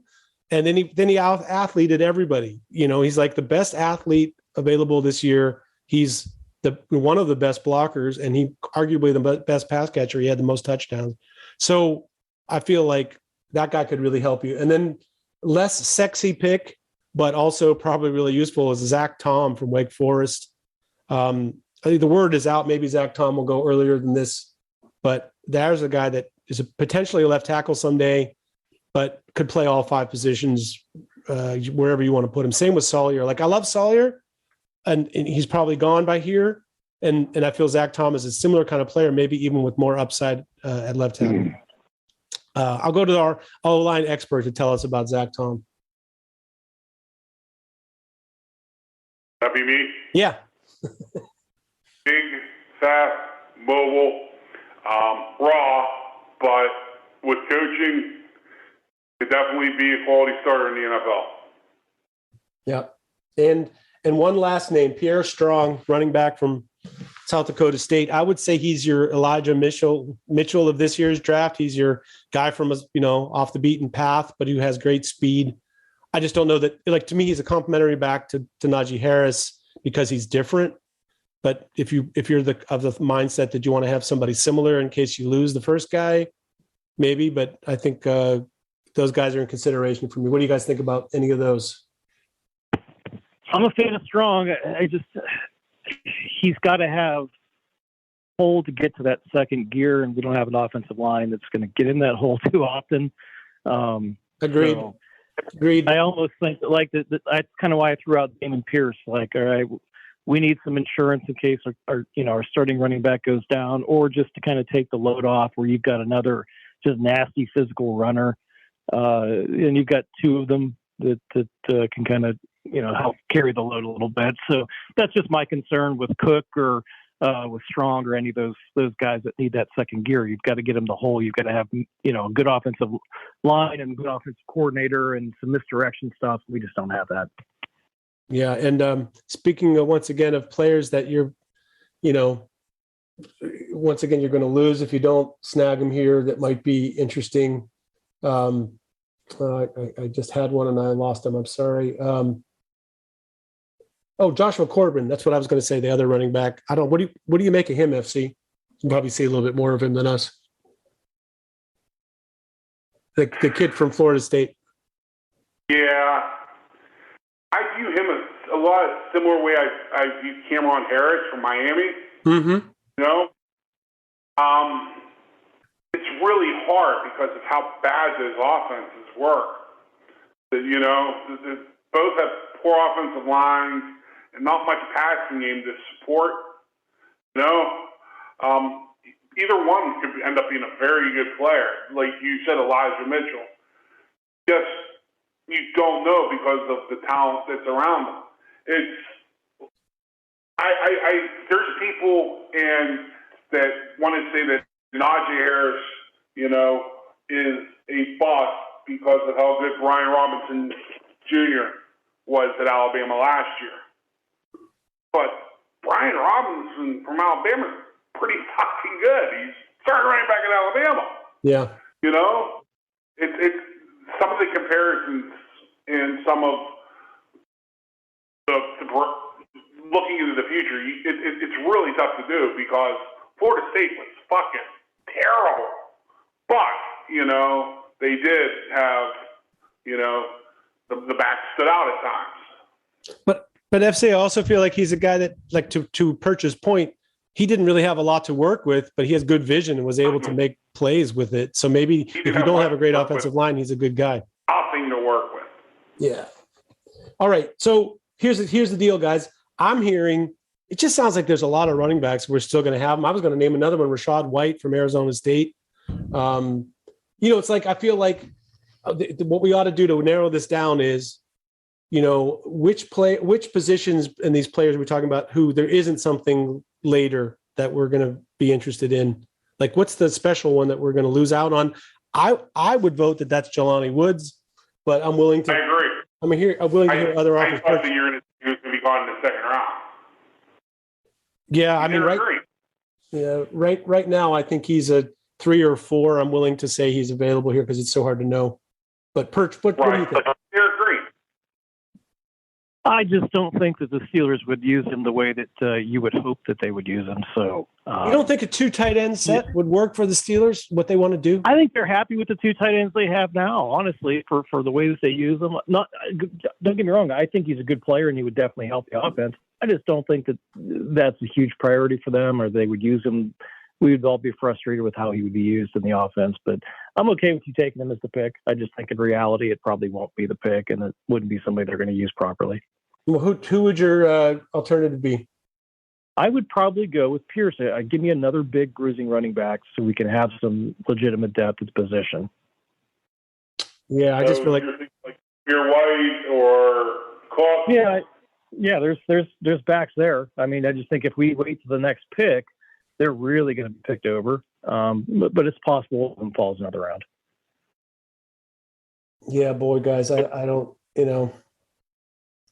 not sure what to tell you about the running back situation. Like, I just feel like, I think personally, you're looking for a backup running back that can spell your main guy that you invested first round pick in. I don't think they need to chase that next guy. Like that's me. I think you named some really good names, Perch, and practically every team in the league has a 2-back stable, and we pretty much ran the wheels off of our running back. Right? How long is he going to last? But they don't. The teams that have a 2-back stable, they don't often invest, a first round pick first of all, and if they have a first round pick, they don't often invest we'll call it a top 100 pick in a running back. You know what I mean? Like those second guys are coming from somewhere later than that. It feels like we're late 4 right now, right? We're 130. We're down there quite a bit. It's not like this is a premier pick. Yeah, I copy that. Well, I don't want to. I mean, I'm torn. FC, I'll let you decide. Should we be more realistic or should we pick who we like? I think we should actually probably try to go realistic. And I think the way that you get the most value out of Najee Harris might be with the second back. Meaning, I would probably take Cook over Zamir White. I think Cook's going to be gone. I think Zamir White would be here. And what you get out of Zamir White, 8 to 10 to 12 carries or touches, probably increases the value of Najee Harris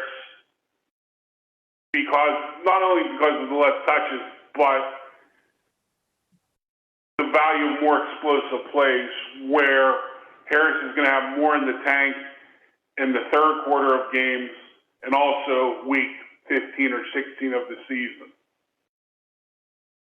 which I don't know that you can say that you get that out of the next pick. If it's, whoever it is, if we're talking a Greg Bell or,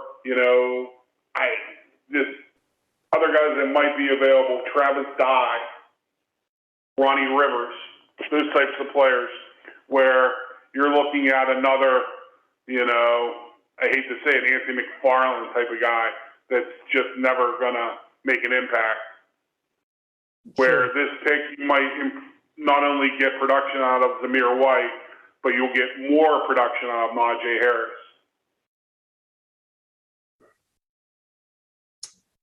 That pissed you off and did you hang up the phone on me? No, I'm still here. I'm just trying to figure out how to respond to that in a way that I like. I would take Pierre Strong out of all those guys for what you just described. I agree that he needs the space to work in, but I feel like he's a real change of pace from Najee and can, like, the screen game, very good in that. I have doubts about Damian Pierce. He seems to be very inconsistent, and people are all over the place. People that know the program are all over the place on him and his value. And I start thinking about those other guys, and they just don't seem that dynamic to me to spend this pick on them. I don't know. Perch, talk me down. Pick one of them. Just take Woods. We know that's where you want to go. You want us to confirm it for you. He's probably the better player. Just take him. Do you say Woods? No, he was tight end. Oh, I think okay. You guys make me happy. I'm trying to make you happy here. Just take the tight end. You want the tight end. Yeah. I mean, I think he's just the best player there of that pile. Like, that's all I was saying. I'm typing it into my computer right now. Jelani Woods. Jelani Woods, the pick of the Pittsburgh Steelers at number 138, round 4. We're trying. The consensus thing is hard, man. Like, don't you think? Compared to, like, somebody who's just, it's my turn to decide, and I'm like, fine.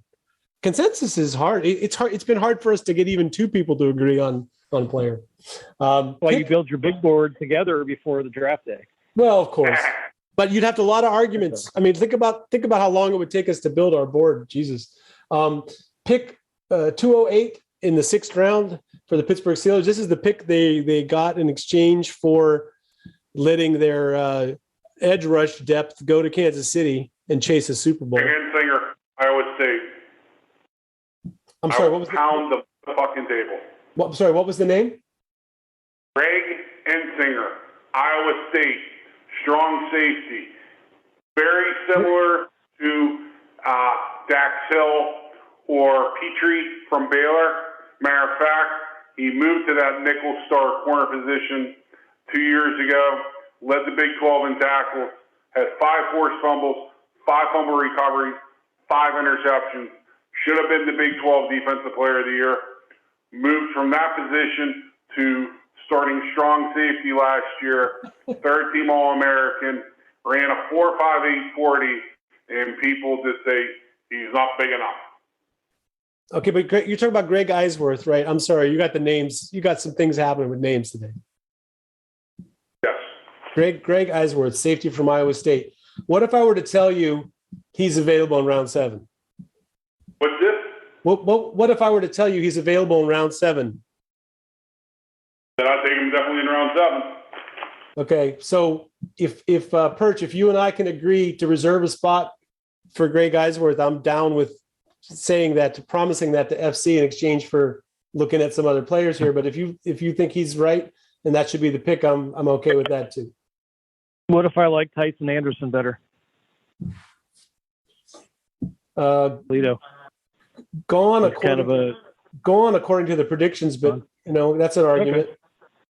Okay. All right. Well, no, if he may be gone. I think he's probably like a 5th, 6th rounder. But that's fine. We can reserve FC's player for the next round. That's fine. Well, I got a name. Ready? DeMarco Jackson, linebacker from Appalachian State. There we go. I like it. So there's a cat that should have gone in round 2, but because he plays at App State, he's not going to make it there. But I feel like he is a Steelers linebacker, man, in terms of the way he plays the game all out. And we've neglected this position throughout the draft. And, I like, what's his name? Cochran from North Dakota, but it's just like you're bringing a guy from a, even smaller profile program than App State, to come in and play. I feel like DeMarco Jackson can really ball. He would be the guy that I would pound the table for here. FC, what do you think of that? Do you have anybody else? I watched App State play a ton of football, and the one thing that I always said about them is they're well coached and they play hard. I'm a little bit embarrassed to tell you I'm not familiar with the prospect that you're speaking of right now, which, I did lose power here for a good while, but This never happens.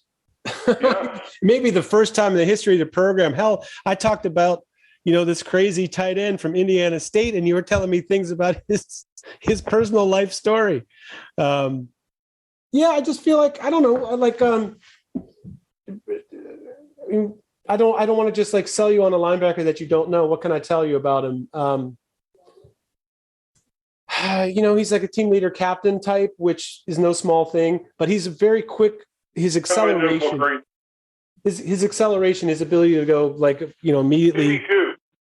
52 from App State, DeMarco Jackson. 52. Yeah. I have him ranked here. I have 4 stars by him, my little notebook, and I have him 3 to 6, meaning he could be a 3rd round pick to a 6th round pick. So now I know I familiarized myself a little bit. It's the first time I had to go to my notebook today. My only question is he looked a teeny bit undersized. I guessed him at 6'1", probably 225 to 230 pounds. 233. All right. I had 3rd to 6th round pick, and that's, just based off of, I wanted to look a little bit more. So, if he's at the 3rd round level, I love him, Yeah, if he's at the 6th round level, I love him. All right, then, the 6th round pick at number 208 for the Steelers is linebacker DeMarco Jackson from Appalachian State. And we move on to the 7th round pick, 225, Perch. Anybody else we should consider here? Where in the world? We are at 7th round pick? Yeah, we got 2 picks. We got 2 picks left, one of which is going to be the safety from Iowa State. Still think we need a running back somewhere. So let's look here. It's picked over. There's not a whole lot left. Yeah, here's let me get what should be left here. Fall down, and I'd say Snoop Connor, Abram Smith, Kennedy Brooks, Jerrion Ely, and then we go down to Charles Williams from UNLV, Max Borghi. Sorry, FC, go ahead. Max Borghi, Jerrion Ely, if either one of them are available. Tyler Algier from BYU. I would think Ely's gone by here. By the way, I would look at best running back available because they definitely. Ronnie Rivers. Yeah, I wouldn't be shocked if Pierre Strong was available here. B2B, I'm not trying to piss you off. No, not at all. I mean, I think running backs get pushed down just because of positional value, and there's just a lot of them. I think Ely, right now, I'm telling you, I'm looking at the consensus where he's been ranked. I think he's available. From Liberty. We had a look at Malik Willis. I'm sorry, which guy from Liberty? Mack. Oh, Joshua Mack just ran really slow. That's the problem. How about Haskins from Michigan? I think that's a Steelers kind of back. He is. He is. I think he's a guy who's okay at everything, not great at anything. Sold. Let me throw out a weird name. How about if you're interested in Haskins or Algier? How about Xander Horvath from Purdue? Yeah, I think that was one of the first ones I mentioned was Horvath. Yeah, I mean that's kind of where we're looking. One of those guys, depending on who's left. So I don't know if you got the big board to tell us which one's there, but I think all of those guys except for Strong are going to be there. I only say not Strong because it's with a 40 he ran. I think that just somebody's into that. They'll take him. But if I had to guess, I'd say Haskins would be gone and Horvath would be there. So that's who I would throw out. FC, what do you think of the idea of having a big back as backup for Najee? I have absolutely no problem with it. I just need an effective back. I don't care if they can fucking bring Craig Arnett Hayward back from the dead if he's effective, Yeah. I mean, I just feel like the thing about Horvath is I think they just didn't my guest Bill Carroll earlier in the week said that they just didn't know what they had in him. Like they treated him as if he were sort of like a short yardage and fullback type. H-back. They actually wanted to move him to H-back. Yeah, but it's like he has a better athletic profile than Tyler Algier, a guy who's everybody thinks is athletic. It's just I agree. Let's just face it, he's a bigger white guy from the Midwest. He's a fullback to them. Like no matter what you do on the field or show that you can do, he just fit that mold where it's hard to get out of that. But I think for a team like the Steelers that likes bigger backs, he's a pretty good pick. So I'm willing. My notebook, I have John Riggins and a question mark. Yeah, I think that's pretty fair. Perch, you got a better suggestion for the last minute? Speedier back, something else? No, I'll take Peyton Hillis number 2, Xander Horvath. Okay. Xander Horvath, running back from Iowa. From Purdue. Sorry, wrong farm country.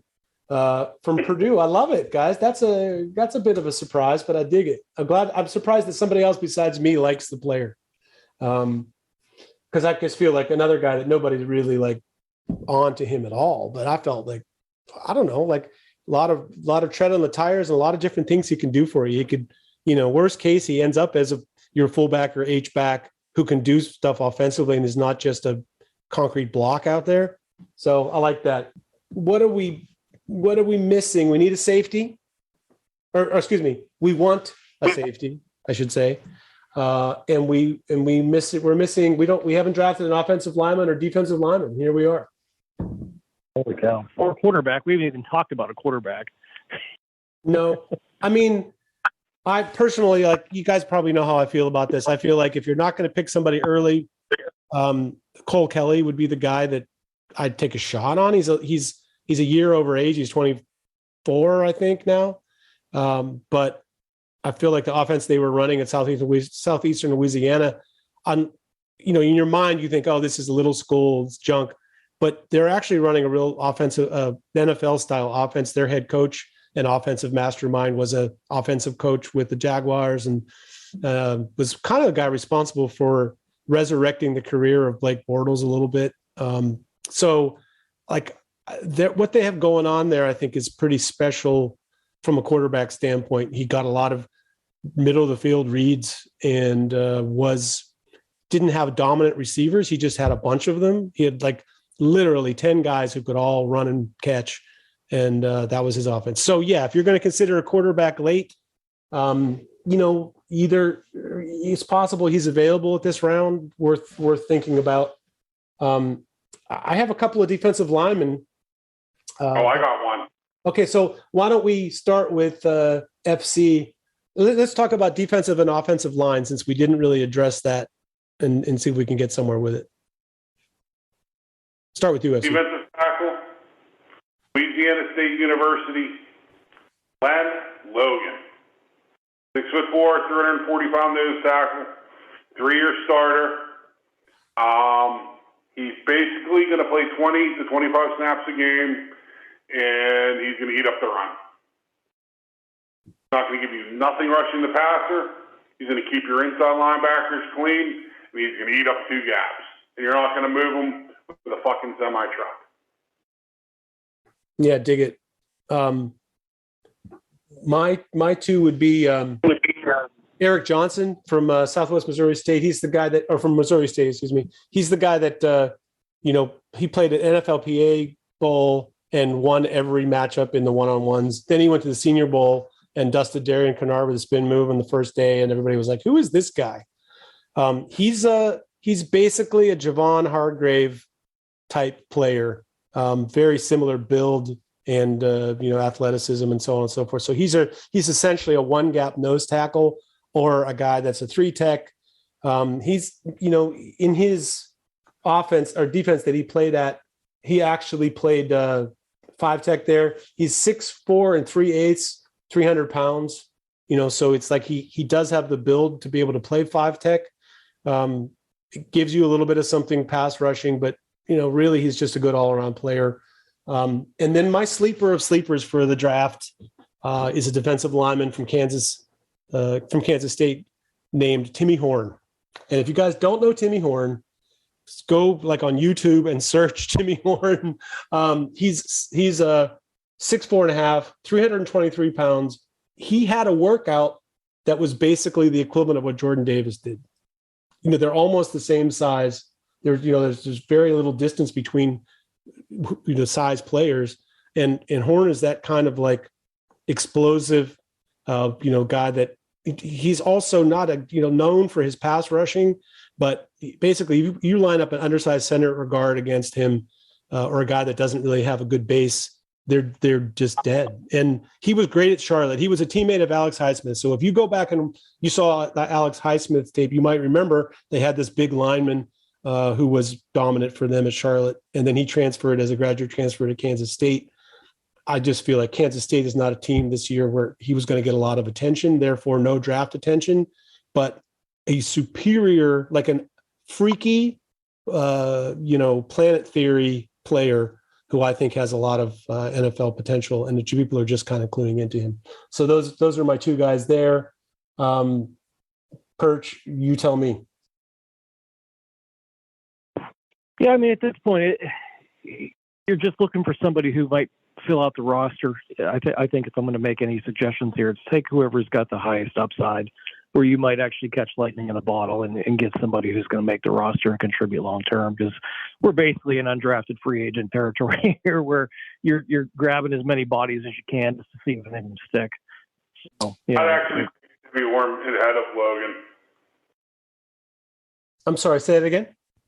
I would take Timmy Horn in front of Logan. I'm very familiar with Timmy Horn. He's actually a local kid. I don't understand why other people aren't familiar with him. He seems like they voted him a team captain after 3 days of spring practice, when he graduate transferred to Kansas State. I was like, his teammates love him, and he's a big dude who can do everything. I don't know what his potential is, but it feels like there's upside there. I felt like when I watched him, I was like, man, if the old John Mitchell would get this guy for a year, he would be unbelievable. But I just don't know if he'll, maybe if some team pigeonholes him into being a backup nose tackle, maybe we never hear of him again. But I feel like there's something there. Just for due diligence sake, any offensive left, a left tackle with upside or a raw offensive tackle that you guys want to bring up for these last 2 picks? It's Denmark from UConn. It's the only type of guy that I think could spark interest. Ryan Van Denmark.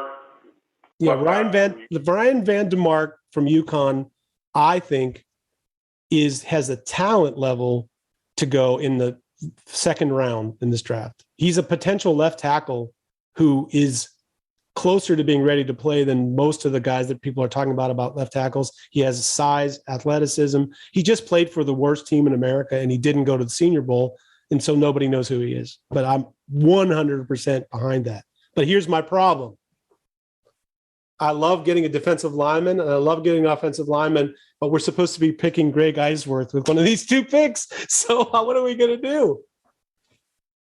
I think it can possibly be an undrafted free agent. You just got your 2 players. Perch, you're getting kind of one bomb. When in doubt, take the bigger. Bigs are hard to find. Well, yeah, I mean, if you had told me a month ago that we would go throughout this draft and not take anybody over 300 pounds, I would have killed you both, because that's basically what I said that this team needs is we got to load up on their bodies. And now here we are after a few, Tuitt is apparently coming back, and we picked up a couple offensive linemen in free agency, and we didn't even really look at the lines too seriously. But I would take the big body here. You've got to get the big body in there. I mean, I think worst case, they're both big, and they're both capable of doing something as a player to fill out your roster in places where you don't have the most depth. Like, I don't really know. What is the Steelers' left tackle depth? Joe Haig? Like, they don't really have a left tackle developing on the roster. I guess. Yeah. I don't know. I just feel like, they. I'm going to get you a Chuck's Cofer jersey. That's what I'm going to do. I have turned on the player so much. He's my guy. Yeah, I dig it. Just quickly, I'm a late pass rusher that you might be interested in, at least considering for a second. His name, he's from Syracuse University. It's not Cody Roscoe, who's also a really good pass rusher. It's Kingsley Jonathan. I don't know if you guys are familiar with him or his tape, but he's somebody that I had as a sleeper at this position who, he's a 7-second 3-cone guy, but he has the sort of, I feel like he's got the kind of easy hips and lower body that you don't often see in edge rusher. He's a pretty good sized guy, 6'2.5", 259 pounds. And produced for Syracuse. It's just, once again, playing for a team that wasn't that good. People didn't see him very much. Perch, did you see him at all living in Pittsburgh? Yeah, I did. I watched a little bit more of Syracuse and this team brought a good bit. So, yeah, I've seen him play. Yeah. All right. I mean, I think we're still going with the big guys. It's just I wouldn't throw an edge out just because we also didn't pick an edge up in this class of really great edge guys. So we didn't even talk about them too much, which is a drag. But I'm with you guys. If you're in, I'm in. We pick these 2 big guys. I'm down. I agree. Perch, you good? Yeah, but aren't we out of picks? No, we have. I thought you took linebacker from App State. Oh crap! And then we took Horvath with the next pick. Oh crap! We totally did. Now we're in trouble. Okay. DeMarco Jackson is the thing that threw me. Okay. Well, so now we're in trouble, man. We don't have enough picks. Oh crap! This is not a problem. All right, so I'm on a scale and take the bigger guy. I mean, I would say I'd make. Not only is it the bigger guy, but I would say, Timmy Horn is probably more of a need for the Steelers than Ryan Van DeMark. Agreed. I think Ryan Van DeMark's maybe a better, pro play, maybe a safer pick, I guess I would say. I don't know. Perch says the bigger guy. FC, what do you think? I like both these guys a lot. I mean, Perch, it makes me wish we didn't pick a running back. Like I would have been totally happy with DeMarco Jackson and the Snell football, man. How much more Benny Snell football can you tolerate? Oh my God, none. All right, so we're gonna cross our fingers and hope that let's do this. Here's my I'll let you guys vote, but I'm going to say this. We're going to cross our fingers and hope Timmy Horn makes it to undrafted from 241 and take Ryan Van DeMark. What do you think? Done. Perch? sold. Yeah, I think that's more likely. I don't think Ryan Vandermark makes it undrafted. So Ryan Vandermark. All right. So Ryan Vandermark is the Steelers pick at 241, and we are out of picks. We could keep picking all day if we had more picks. If they weren't giving them away like candy for bad tight ends and linebackers, I think we'd be in pretty good shape with more picks right now. The Pittsburgh Steelers draft, as done here on the Steeler Fury podcast, with the 20th pick. From Clemson University cornerback Andrew Booth Jr. From in pick 52 in the second round, George Pickens, wide receiver from Georgia. Pick 84 in the third round, Nick Cross from Maryland, the safety and roommate of Dino Tomlin. In the fourth round, pick 138, Jelani Woods, the tight end, former quarterback from Virginia via Oklahoma State. With the 208th pick in the sixth round, DeMarco Jackson, linebacker out of Appalachian State. I can actually say that properly instead of having to say upstate. In the seventh round, pick 225, Xander Horvath, running back from Purdue. And would you call him, what's the fullback from Cleveland? Peyton Hillis. Peyton Hillis. Yeah, Peyton Hillis too. Madden cover boy. Madden cover boy, Peyton Hillis too. And with their last pick, 241st in the seventh round, last but not least, left tackle, developmental prospect galore, Ryan Vandermark from the worst team in college football, UConn. Guys, we did it. That was hard, the consensus thing. We may never do that again. Last word, I'll give it to you, FC. Just enjoy the draft. You know what I mean? They're going to make picks you don't like. Deal with it. And don't lose your shit. 100%. Perch? Well, it's always a pleasure going through the draft with you guys. I've been doing this for so long now, for like 30 years, that originally I was like, man, this is pretty cool. I'm almost as old as some of these guys. And now I'm like, hey, I dated one of those guys' moms. So, right on. We've kind of gotten the full circle on this draft thing. We've been doing it so long, but I appreciate you guys every year. It's always a good time. It's Draftmas Eve, and it should be a federal holiday. Okay, good. Gentlemen, and I use the term really loosely, my final word is thank you for making Draftmas happen and for putting this week of podcasts, putting the ribbon on it with this Steelers mock draft. And I just want to really go out all the way out and say thank you for letting me draft Jelani Woods because maybe the Steelers would never do it, but I would. And I keep trying to, you guys know me. I've been trying to draft some good tight ends for them for years. I keep giving them names on a platter and nobody seems to care. So here, Jelani Woods, one more to add to the pile. Gentlemen, we'll check in after the draft to see what you think of it. But anyway, it's been a pleasure. I'm we were at the end of the Ben era, and things are probably going to change a little bit on the podcast going forward. But just because of everyone's commitments and what's going on, we've been doing this is the 15th year. So I appreciate, as always, your time and energy to come in and do it. And we'll see you when we see you.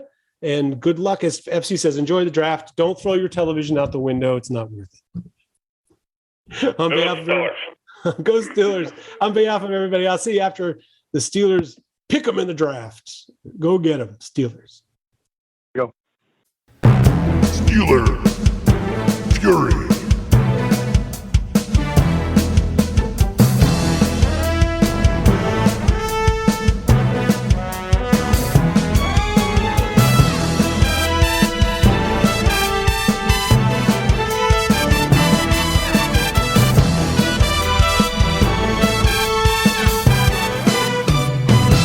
SteelerFury.com